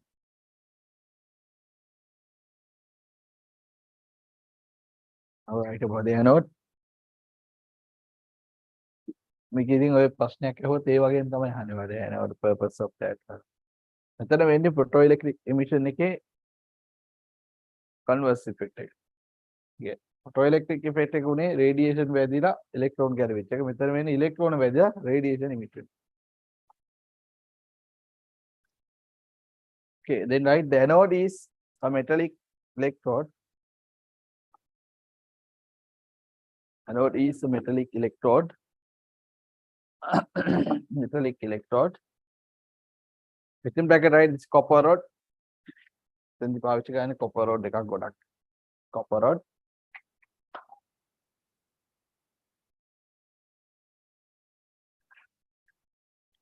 Metallic electrode or copper rod of high electrical and thermal conductivity.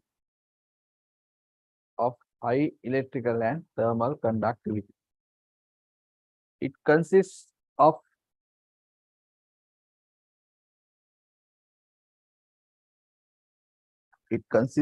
a button of tungsten, bottom of tungsten or molybdenum, tungsten or molybdenum,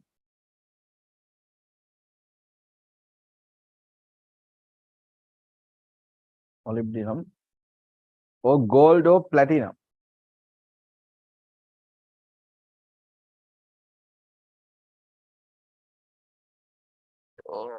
Current එක කියන්නේ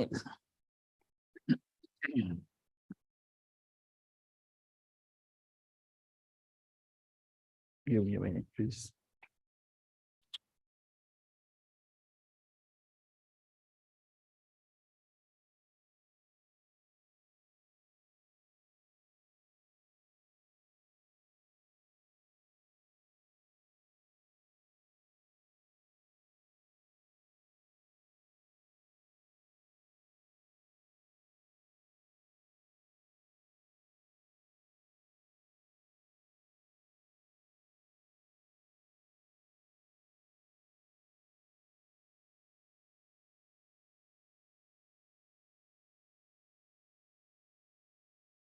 දෙනවද?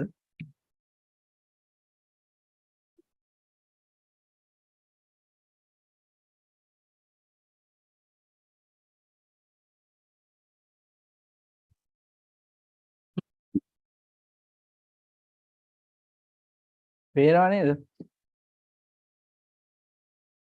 පේනවනේ? hello? anode. හරි. මේක මට ලියාගමු. හරි.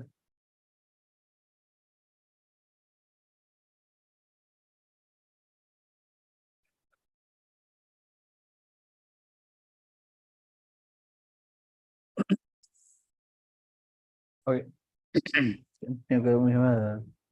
It consists of a button of tungsten molybdenum or gold or platinum as a target embedded in a mass of copper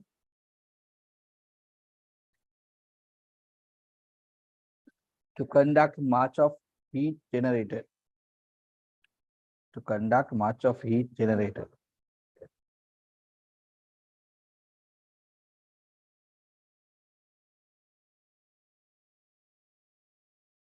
You need to know that generally the target material should be a metal of high thermal conductivity, high melting point, and high atomic number.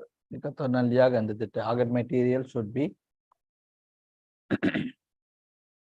The target material should be a material of high melting point and high atomic number. Usually we use the molybdenum or tungsten.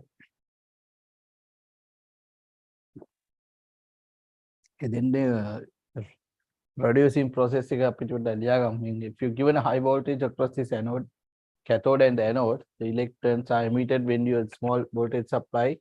So the electrons emitted. So emitted electron will accelerate due to this high voltage supply. And if you increase this high voltage, electron can gain much more kinetic energy and they can hit on the target with the higher kinetic energy. And then the X-rays produced. The energy of the produced X-ray is depend on this high voltage supply, and the intensity of the produced X-ray depend on this 11 voltage supply. And then 1% of radiation, that's energy converted to as X-rays, 99% is lost as a heat, right? Then right here, a high voltage supply is applied across anode and cathode. A high voltage supply is applied across the anode and cathode as a positive potential, as the positive potential or positive terminal is connected to anode. Positive terminal is connected to anode.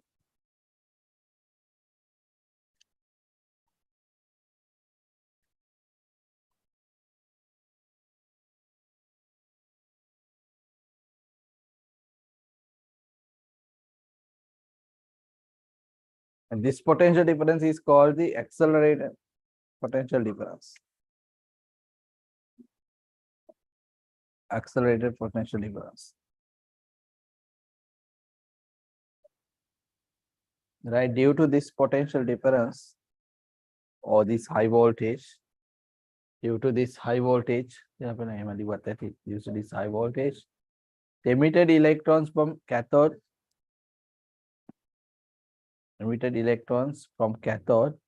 are accelerated towards the anode,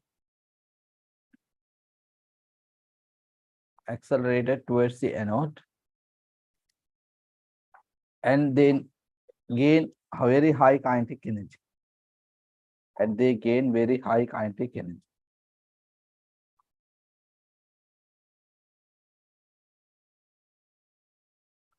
Then right,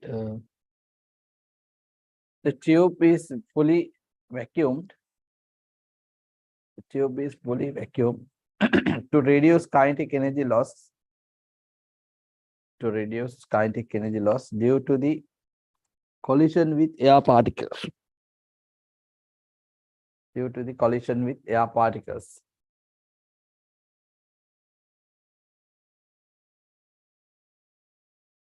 Okay. Right, this quality of X-rays. The quality of X-rays means the energy of the X-ray actually. Quantity of X-ray means the intensity of X-ray, right? Right, the quality of X-ray. Then under that, right, the quality of X-rays. The quality of X-rays means the energy of X-ray produced.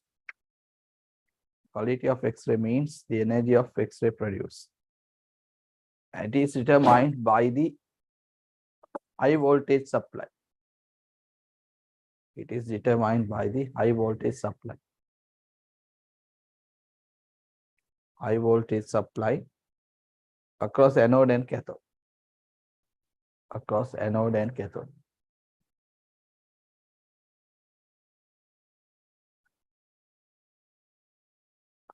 The higher the voltage, the high energetic X-rays are produced. Higher the voltage, then high energetic X-rays are produced. And they can penetrate deeper into material. They can penetrate deeper into material. The penetration power of X-ray determined by this then. You need to keep that in mind. Okay. If you, let's say as example, let's say if you have a material, it's about that's 10 millimeters of thickness, some energetic X-ray you need to give. If you have a material with having a this 50 millimeter thickness, so then you need to use high energetic part. So then you need to increase the potential the voltage supply across the anode and the cathode. Okay, එළිය වෙනස් කරන්න පුළුවන් අපිට මේක. They write the quantity of X-ray. Quantity of X-ray within bracket write that intensity of X-ray is produced.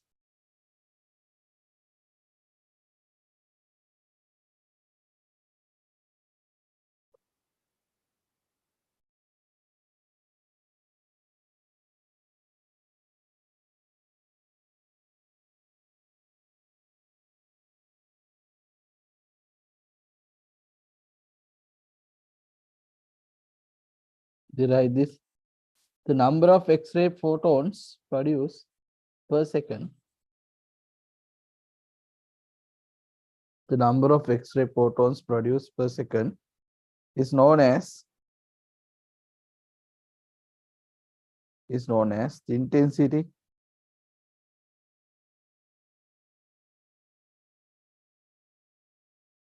of X-rays.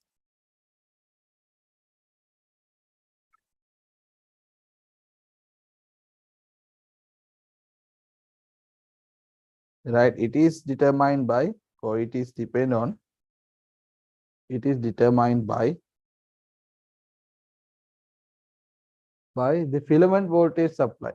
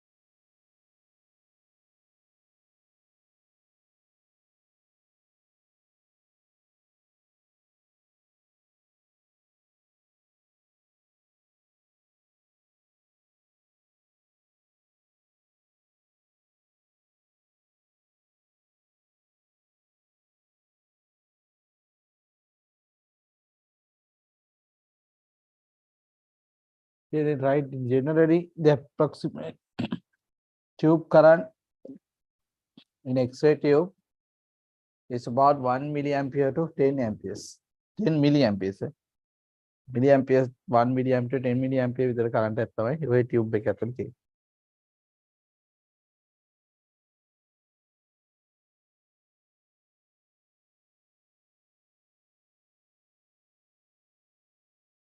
ඊට පස්සේ ඔක කියන්න when X-rays are produced, the 99% of energy 99% of energy is converted to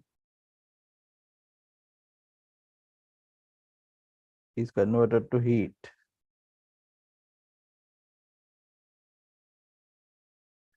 Therefore, the anode get heated.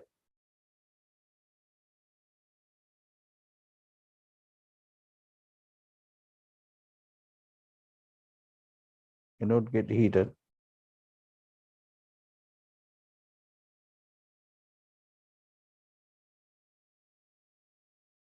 So it's needed to cool the anode continuously. So it's needed to cool the anode continuously. And the following methods are used. The following methods can be used to cool the anode.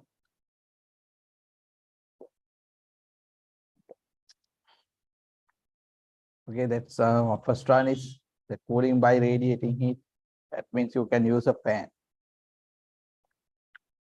The question of cooling by radiation heat or cooling by a liquid, continuous flow of liquid එකම මෙහෙම ගිහිල්ලා වටේට ගිහිලා එළියට යනවා. වටේ ඔතල තියෙනවා කොප වලින් හදපු ටියුබ් එකක්. ඒකෙන් වෝටර් එළියෙන් දෙනවා. අනිත් පැත්තෙන් එළියට යනවා. ඒකට හැමතිස්සෙම එතකොට යන වෝටර් කූල් වෝටර් කියලා හීට් එක එළියට අරන් ආයෙ අනිත් පැත්තෙන්. And there's another thing called the oil cooling. ඒ වගේම oil එකක් යවනවා. එහෙම නැත්නම් cooling by air. Air means that you can apply the electric fan inside it as a computer. Inside the computer, you know that the cooling fans are there. So then this cooling fan will remove the heat from the system. Right? Radiating heat means that you can use a radiator or just like a sink, heat sink to reduce the heat. Actually, methods together, and first method is cooling by radiating heat. Second is cooling by liquids. And third is cooling by air.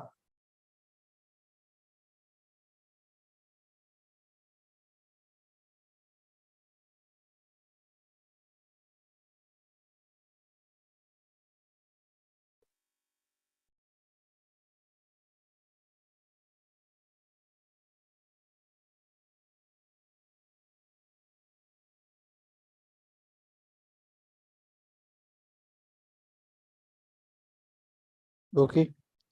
Then there are two characteristics, two mechanism of X-ray production. The methane tube එකකින්. But if you consider about the atom, in atomic level, what's happened inside the atom? When this electron beam come, right, it's a tungsten or material, target material. They are having nucleus in the middle and the electrons are around it orbiting. You can write the topic as a mechanism of X-ray production.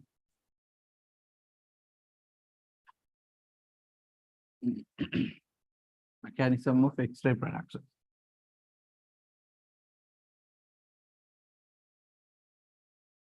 There are two mechanisms. One is called the characteristic X-ray. The two types of X-rays are there. Another one is a continuous X-rays. The characteristic X-rays having only particular energy, but continuous X-rays you can change the energy to produce the X-rays which you are on energy. Right there, when the target is bombarded with the high speed of electron, with high speed electrons, when the target material is bombarded with high speed electrons, the two kind of interactions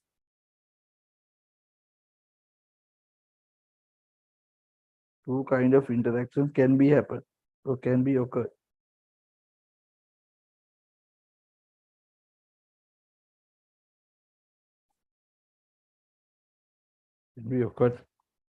Then the two types of X-rays can be produced.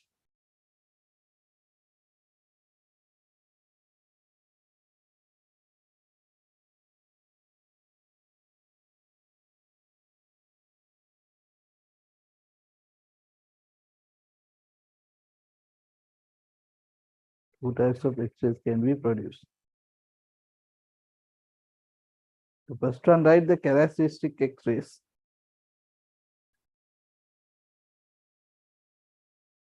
First one, characteristic X-rays. Second one, continuous X-rays. We call it a Bremsstrahlung X-rays also, but you don't need to worry about that words. First one, characteristic X-rays. Second one, continuous X-rays. මෙවැනි ලොකුවට දැනගන්න ඕනේ මම නිකන් කියන්නේ හරි. Characteristic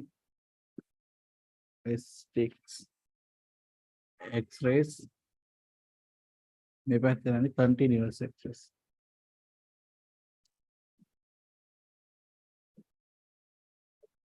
අර exam වල මේ diagrams දීලා අහනවා ඒක මම මේ අවශ්‍ය නැති හින්දා මම නෙමෙයි කියන්නේ.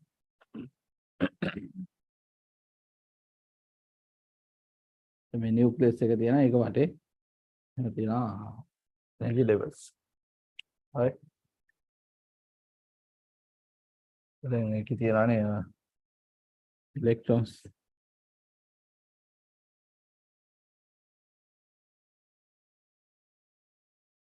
වාන වෙන්නේ මම නිකන් හොයන්න මේක තව එනර්ජි ලෙවල්ස් තියෙනවා මම මේ දෙක ලෙවල්ස් දෙකයි යන්නේ හරි දැන් වෙන්නේ මොකද්ද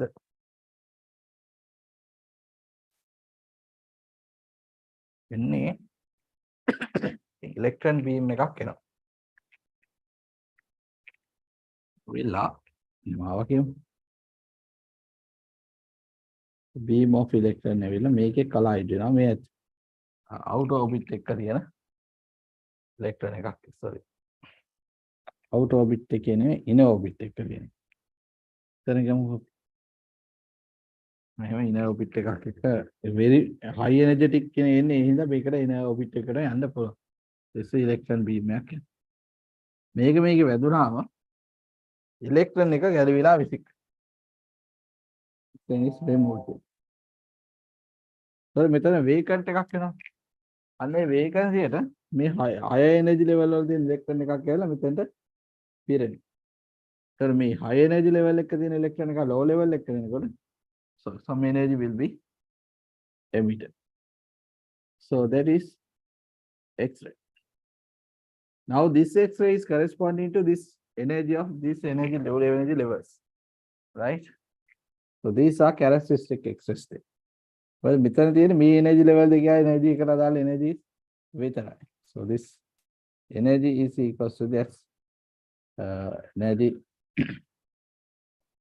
If this is HF and this is another, so then you can get the energy difference between these two energy levels are equal to the characteristic X-rays produced. Energy of the characteristic X-ray produced.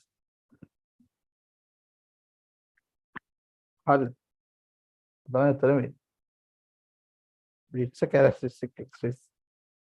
නිකන් එහෙම ඇඳගන්න ඉතින් තේරුම් ගන්න විතරයි ඕනේ. මොකද්ද වෙන්නේ කියලා.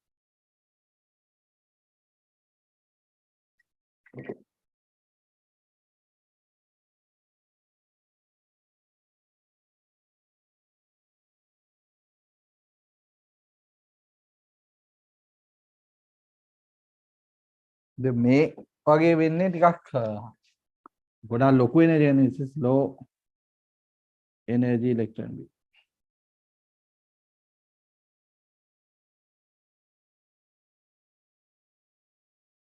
high energetic electron beam එකක් ආව.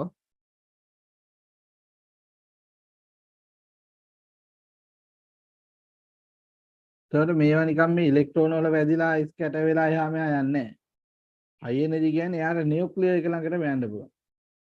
ඉතින් ගානක් නැහැ ඔහෙම නිකන් දැන් මෙහා ඒවට වෙන මෙහෙම යනවා නියුක්ලියස් එක ළඟට. high speed E beam is electron beam. දැන්ට ගියාව නියුක්ලියස් එකට නියුක්ලියස් එකේ කැලි මුකු කැලිලා යන්න බෑ. මෙහා නියුක්ලියස් එක ළඟින් ස්කැටර් වෙනවා. ස්කැටර් වෙනකොට පොඩ්ඩක් ස්කැටර් හැරෙනවා කියන්නේ සම එනර්ජි එක අඩු වෙනවා පොඩ්ඩක්. අනේ අඩු වෙන එක එක්ස්ප්‍රෙස් විදියට දැන් මෙතනදී එකක් කැලලක් අඳින්න බැහැ මේ ඉලෙක්ට්‍රෝන එකක් ගැලවෙනවා වගේම ආපු බීම් එකත් මේ කොහේ වෙන පැත්තක කොහේ හරි ඔහම යනවා හරි ආපු බීම් එකේ ඉලෙක්ට්‍රෝන එතනත් එහෙමයි මේ ඉලෙක්ට්‍රෝන බීම් එක ඇවිල්ලා මෙහෙම ස්කැටර් වෙනවා හැරෙන්න යනකොට some energy produced as X-ray. Make a nucleus again. These are continuous X-rays. These are characteristic. The characteristic X-rays produced they're due to the transition of electrons and the energy levels. That's what the continuous X-rays are produced due to the scattering of the electron beam by the nucleus. So make it in characteristic and particular energy.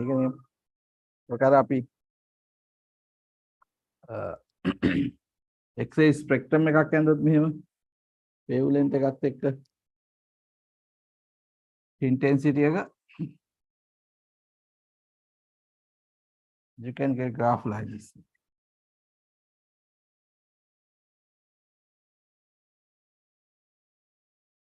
මොන වගේ graph එකක් ගන්න. මෙන්න මේ peak එක මේකෙන් K alpha line එක K beta line එක කියලා කියන්නේ. These are corresponding to this characteristic X-rays. මෙයාට මේ හරියට එයාට අදාළ එක වේව් ලෙන්ත් එකයි තියෙන්නේ. චේන්ජ් කරන්න බෑ.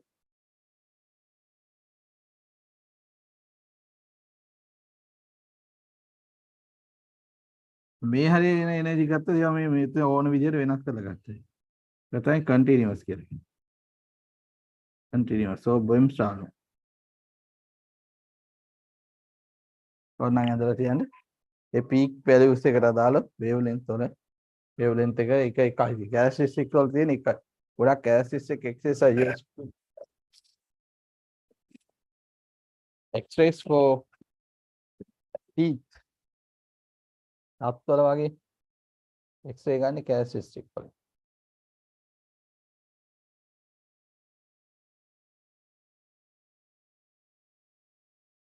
කියන්නේ මෙහෙම ඔය ඉන්ටෙන්සිටි කර්ව් එකක් ගත්තොත් මේ වගේ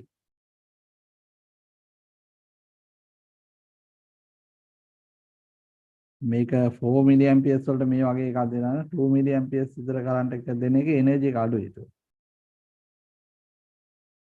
එනර්ජි වැඩි වෙනවා. intensity increases when the current increases. The energy increases when the potential difference increases. High voltage. That's all about the X-rays, and we will need to discuss about the properties and uses of X-rays. Like, nearly very here.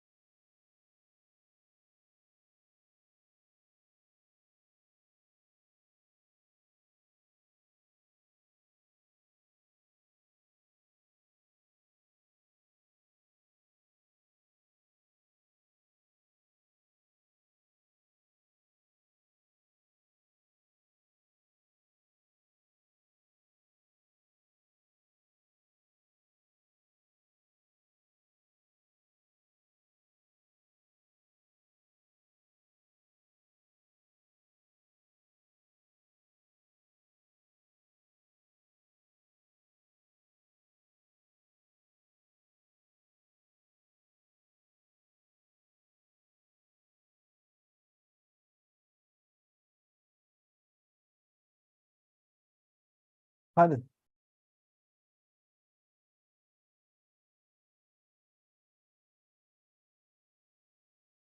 හරි sir. හරි ඊට පස්සේ some properties of X-rays here. Properties of X-rays. So X-rays are that's moving with a straight line කගයන එකේ පොළොවේ property is එක කෙලින් යන්න පුළුවන්. First one, right, travel in a straight line. Travel in a straight line.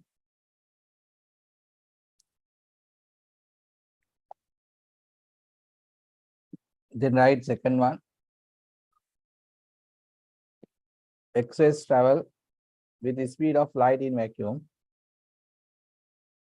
X-rays travel with the speed of light in vacuum. Within bracket, right, the X-rays are EM radiation. Electromagnetic radiation එකක් ඒකයි speed of light නෑ. X-rays are electromagnetic radiation.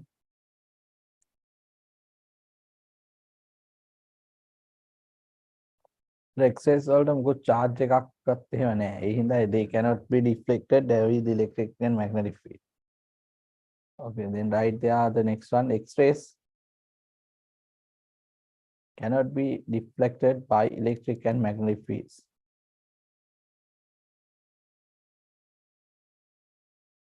X-rays are not deflected by electric and magnetic field. And this means the X-rays are not charged particles. X-rays are not charged particles.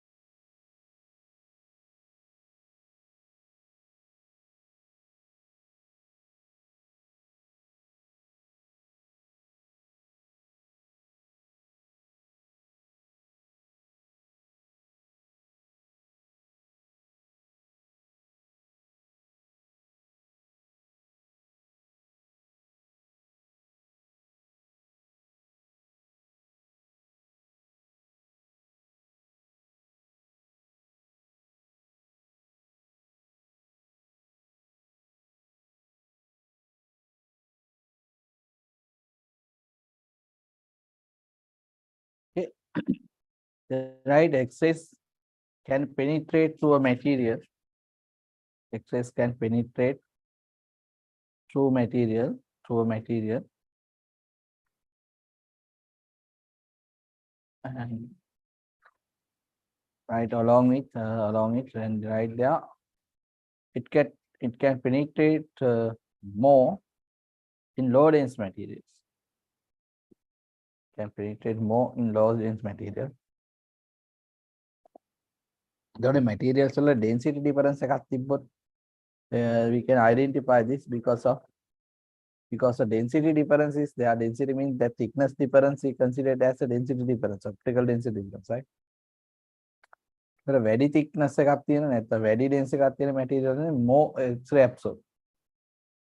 So අනිත් පැත්තෙන් එන එක අඩු X-ray ප්‍රමාණයක් absorb කරනවා. එහෙම තමයි අඳුර ගන්න පුළුවන්. If you consider you have a material like this, step wedge එකක් වගේ එකක් තිබ්බා. So the X-rays are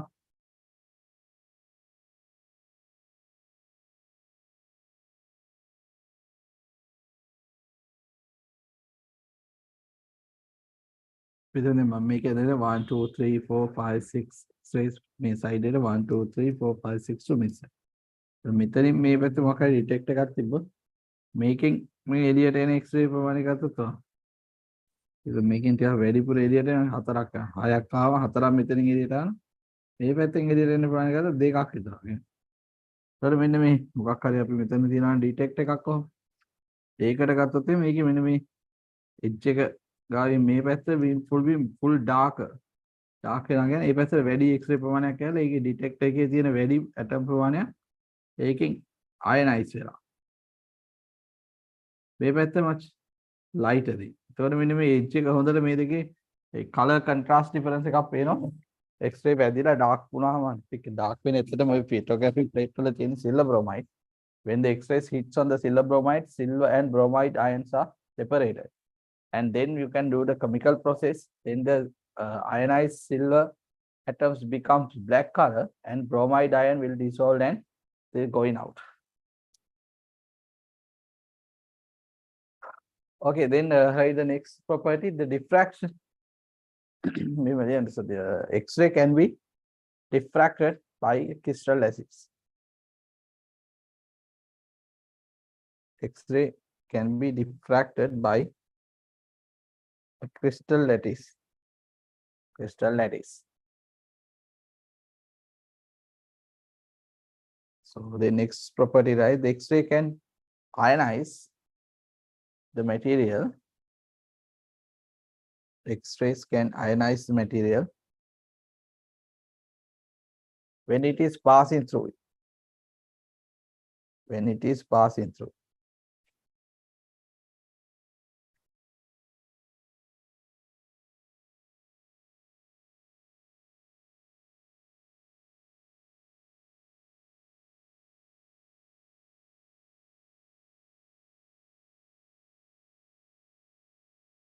The next one, right? X-ray can be used to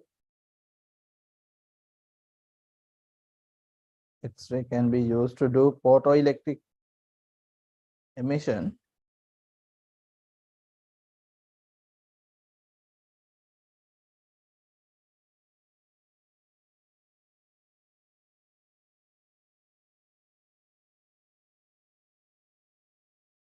X-ray can be used to do the photoelectric emission from a metal surface.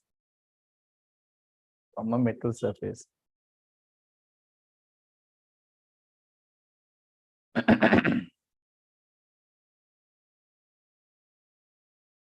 The next one, right? The X-rays can give sensitive effects on photographic films.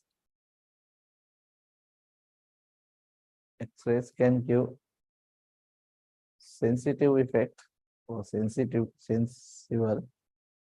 X-rays can give sensitive effects on photographic films.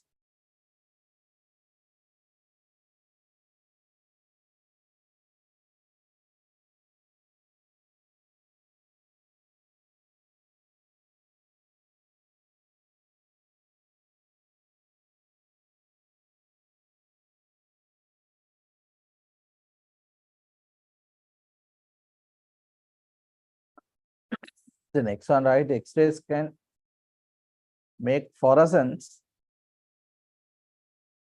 X-rays can make fluorescence on some materials of soils. X-rays can make fluorescence on some materials of soils. Final one, right? The wavelength of the X-rays in the order of 1 or 2 angstroms. 0.1 or 0.2 angstrom, correct.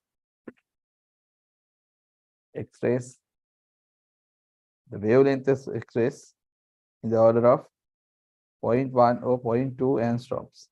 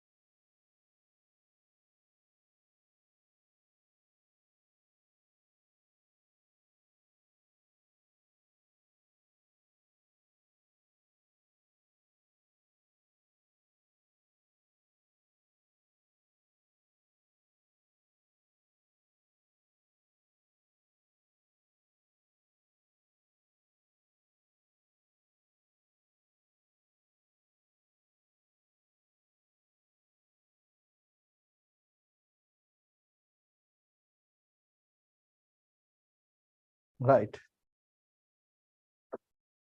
Then right, hard X-rays and soft X-rays. Then again, hard X-rays and soft X-rays. Okay, hard X-rays and soft X-rays. Right, yeah, this the X-rays with high frequency and low wavelength. X-rays with high frequency and low wavelength are called hard X-rays. Are called hard X-rays.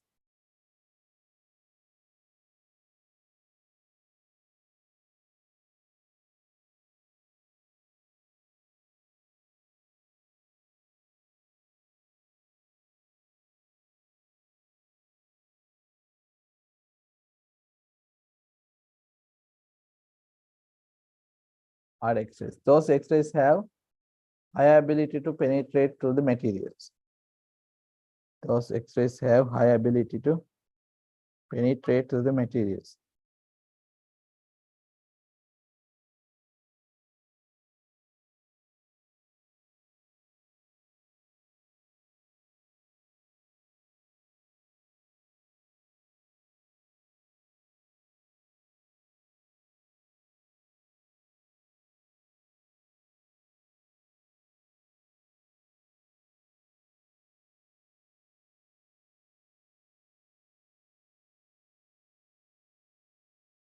Okay, then write the X-rays with low frequency and high wavelength. X-rays with low frequency and high wavelength are soft X-rays. Are soft X-rays. And these X-rays have low ability to penetrate to a material. These X-rays have low ability to penetrate through a material.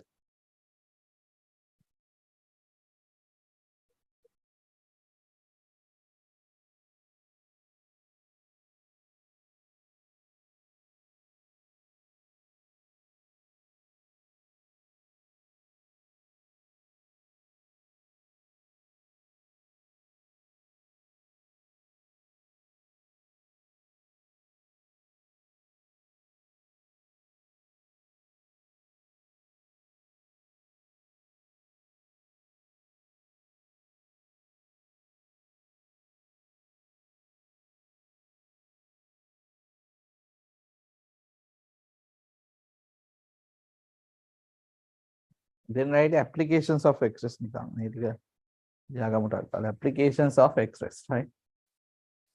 ඔයගොල්ලෝ දන්නවා medical fields එකේදී industrial engineering එතකොට there's a custom duties වලදී ඔයගොල්ලන්ට යනකොට baggage check කරන X-rays වලින් ඒ ටික නිකන් සඳහන් කරගම right, the applications of X-rays.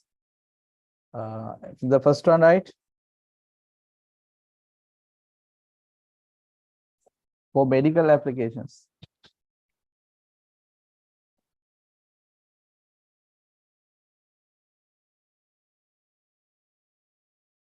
For medical applications. Under that, right, for the diagnosis of broken bones or body tissues or muscles, right, destroying the cancer cells or kill the cancer cells.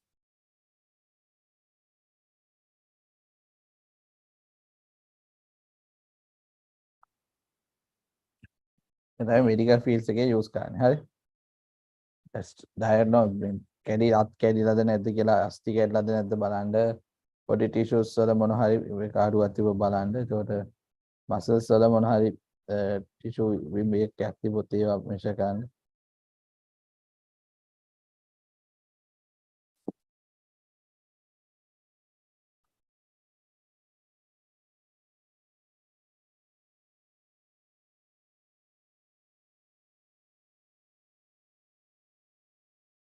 And then I second one in engineering fields.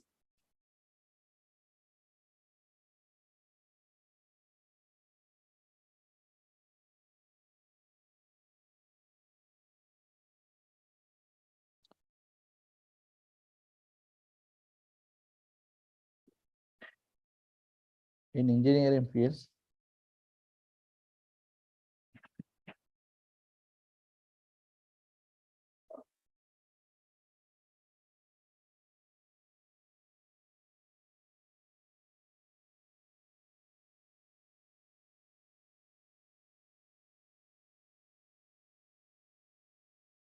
Then right there. Engineering fields already appears the detection of voids or flaws or cracks. Right, detection of voids, flaws, defects, FLAW flaws or cracks. Follow the defects. Right, detection of voids, flaws or cracks in a material. In a material or welding. Or welding. Industrial or engineering field එකේදී X-rays use කරනවා.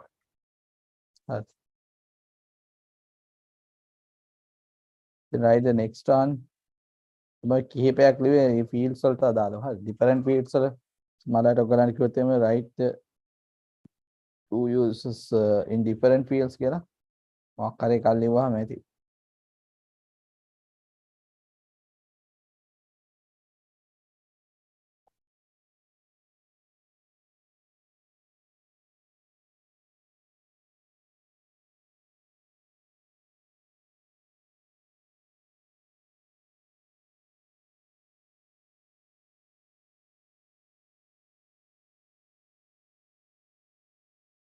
Okay, then write third one. Third one, right? The studying of crystal structures and complex molecules. The studying of crystal structures and complex molecules. वगे studies VoLTE X-ray diffraction technique के use करना X-ray या वाला molecule लेकर हरा या आगे diffraction ने लाया ना diffraction pattern ने कर दिया बाला අපිට crystal එකේ structure එක මොනවා වගේද කියන පොඩි high technology method එකක් තියෙනවා we call this SRF X-ray diffraction technique for X-ray fluorescence techniques කියලා එළම use කරන එක. Again, the studying of crystal structures and complex molecules. Under that, right, the X-ray diffraction technique is used to identify. X-ray diffraction technique is used to identify crystal structures. Identify crystal structures.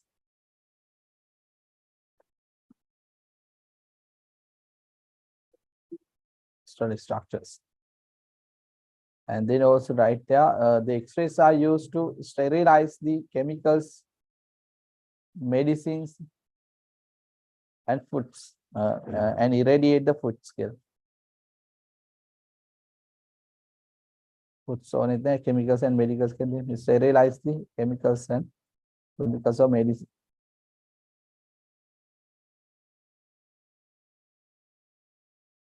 Okay, the last one, right?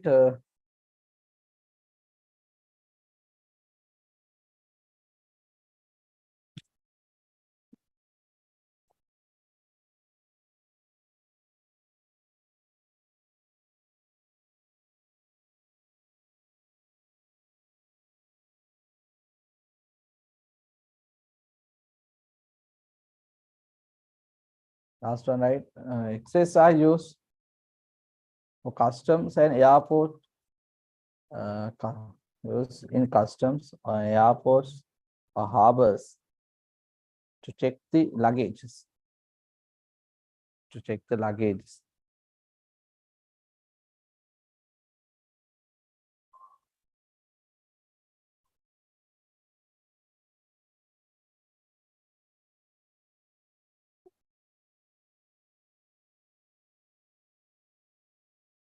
Check the luggage. Luggage check and X-ray system.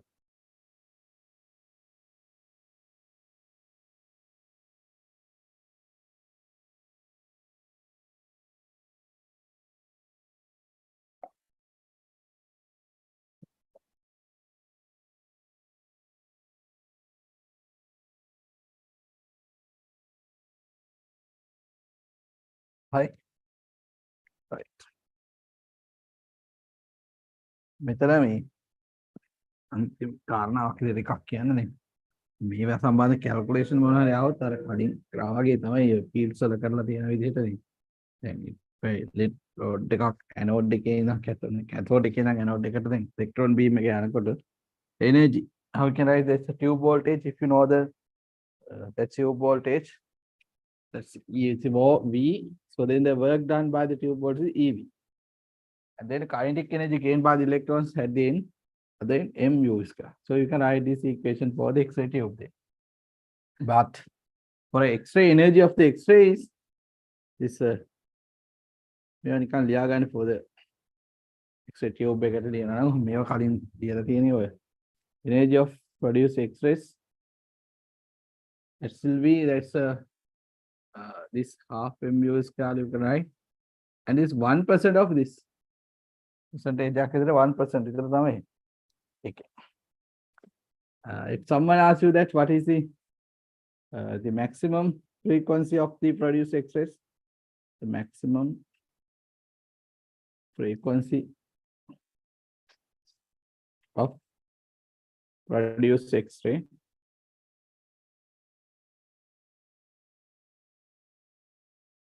F maximum.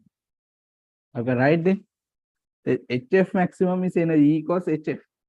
The energy equals HF maximum, that's equals to the maximum energy is EV. That's the work done along the tube, that is EV. V is the tube voltage. Here V is a voltage, high voltage supply, right? High voltage supplied across anode and cathode. And then maximum frequency you can write It's EV divided by H. Maximum frequency means is corresponding to the minimum wavelength. So the minimum wavelength is then that is C over F, because C equals F lambda. The lambda equals C over F. That's then you can write this as HC. F is this value, so the C over F means HC divided by this, and HC is EV. The wavelength produced by the minimum wavelength produced by this X-rays, and maximum frequency of the X-rays produced this. So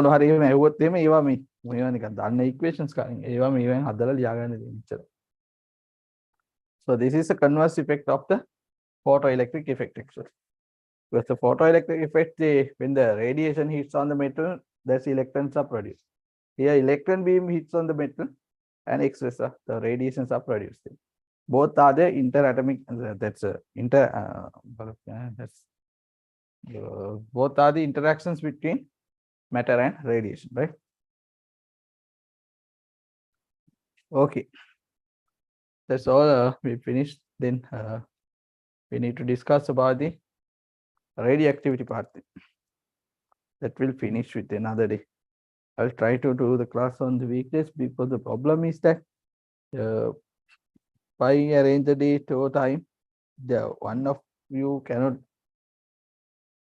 do, but next day I will do. If one is there, I will do online, because then. Okay, sir. Hello. Sir. ඒවත් කරනවා නැත්තම් මොකද දැන් එදාත් අපරාධ නැතර මට කරන් තිබ්බ දිමත් වේක වල නම් දිමත් අද නෑ හැමුණොත් පැයට කරලා ඔන්ලයින් හරි මේ කෝඩින් එකකට දෙන්න පුළුවන් දවසක් පල්ලා කරමු මොකද ඒකට ඔයාලට මේක පොඩක් අර මේකේ රේඩියේෂන් පාර්ට් එක ඉවරයි ඊට පස්සේ අපි මොකක් හරි ඩිස්කෂන් එකක් හරි ඔයගොල්ලන්ට තියෙන මොන හරි ටිකක් හරි කරන්න පුළුවන් මම ඔයාලට පොඩි හරි ගෙසින්ස් ටිකක් දෙන්නම් ඒ ටික චුට්ටක් බලා ගන්න මේ ප්‍රැක්ටිකල්ස් වලට එහෙම අදාළ පොඩක් ඒකට ඒක බලා ගන්න හරි එනම් පුතේ හරි අද තියෙනවා ආයෙත් දවසක් නෑ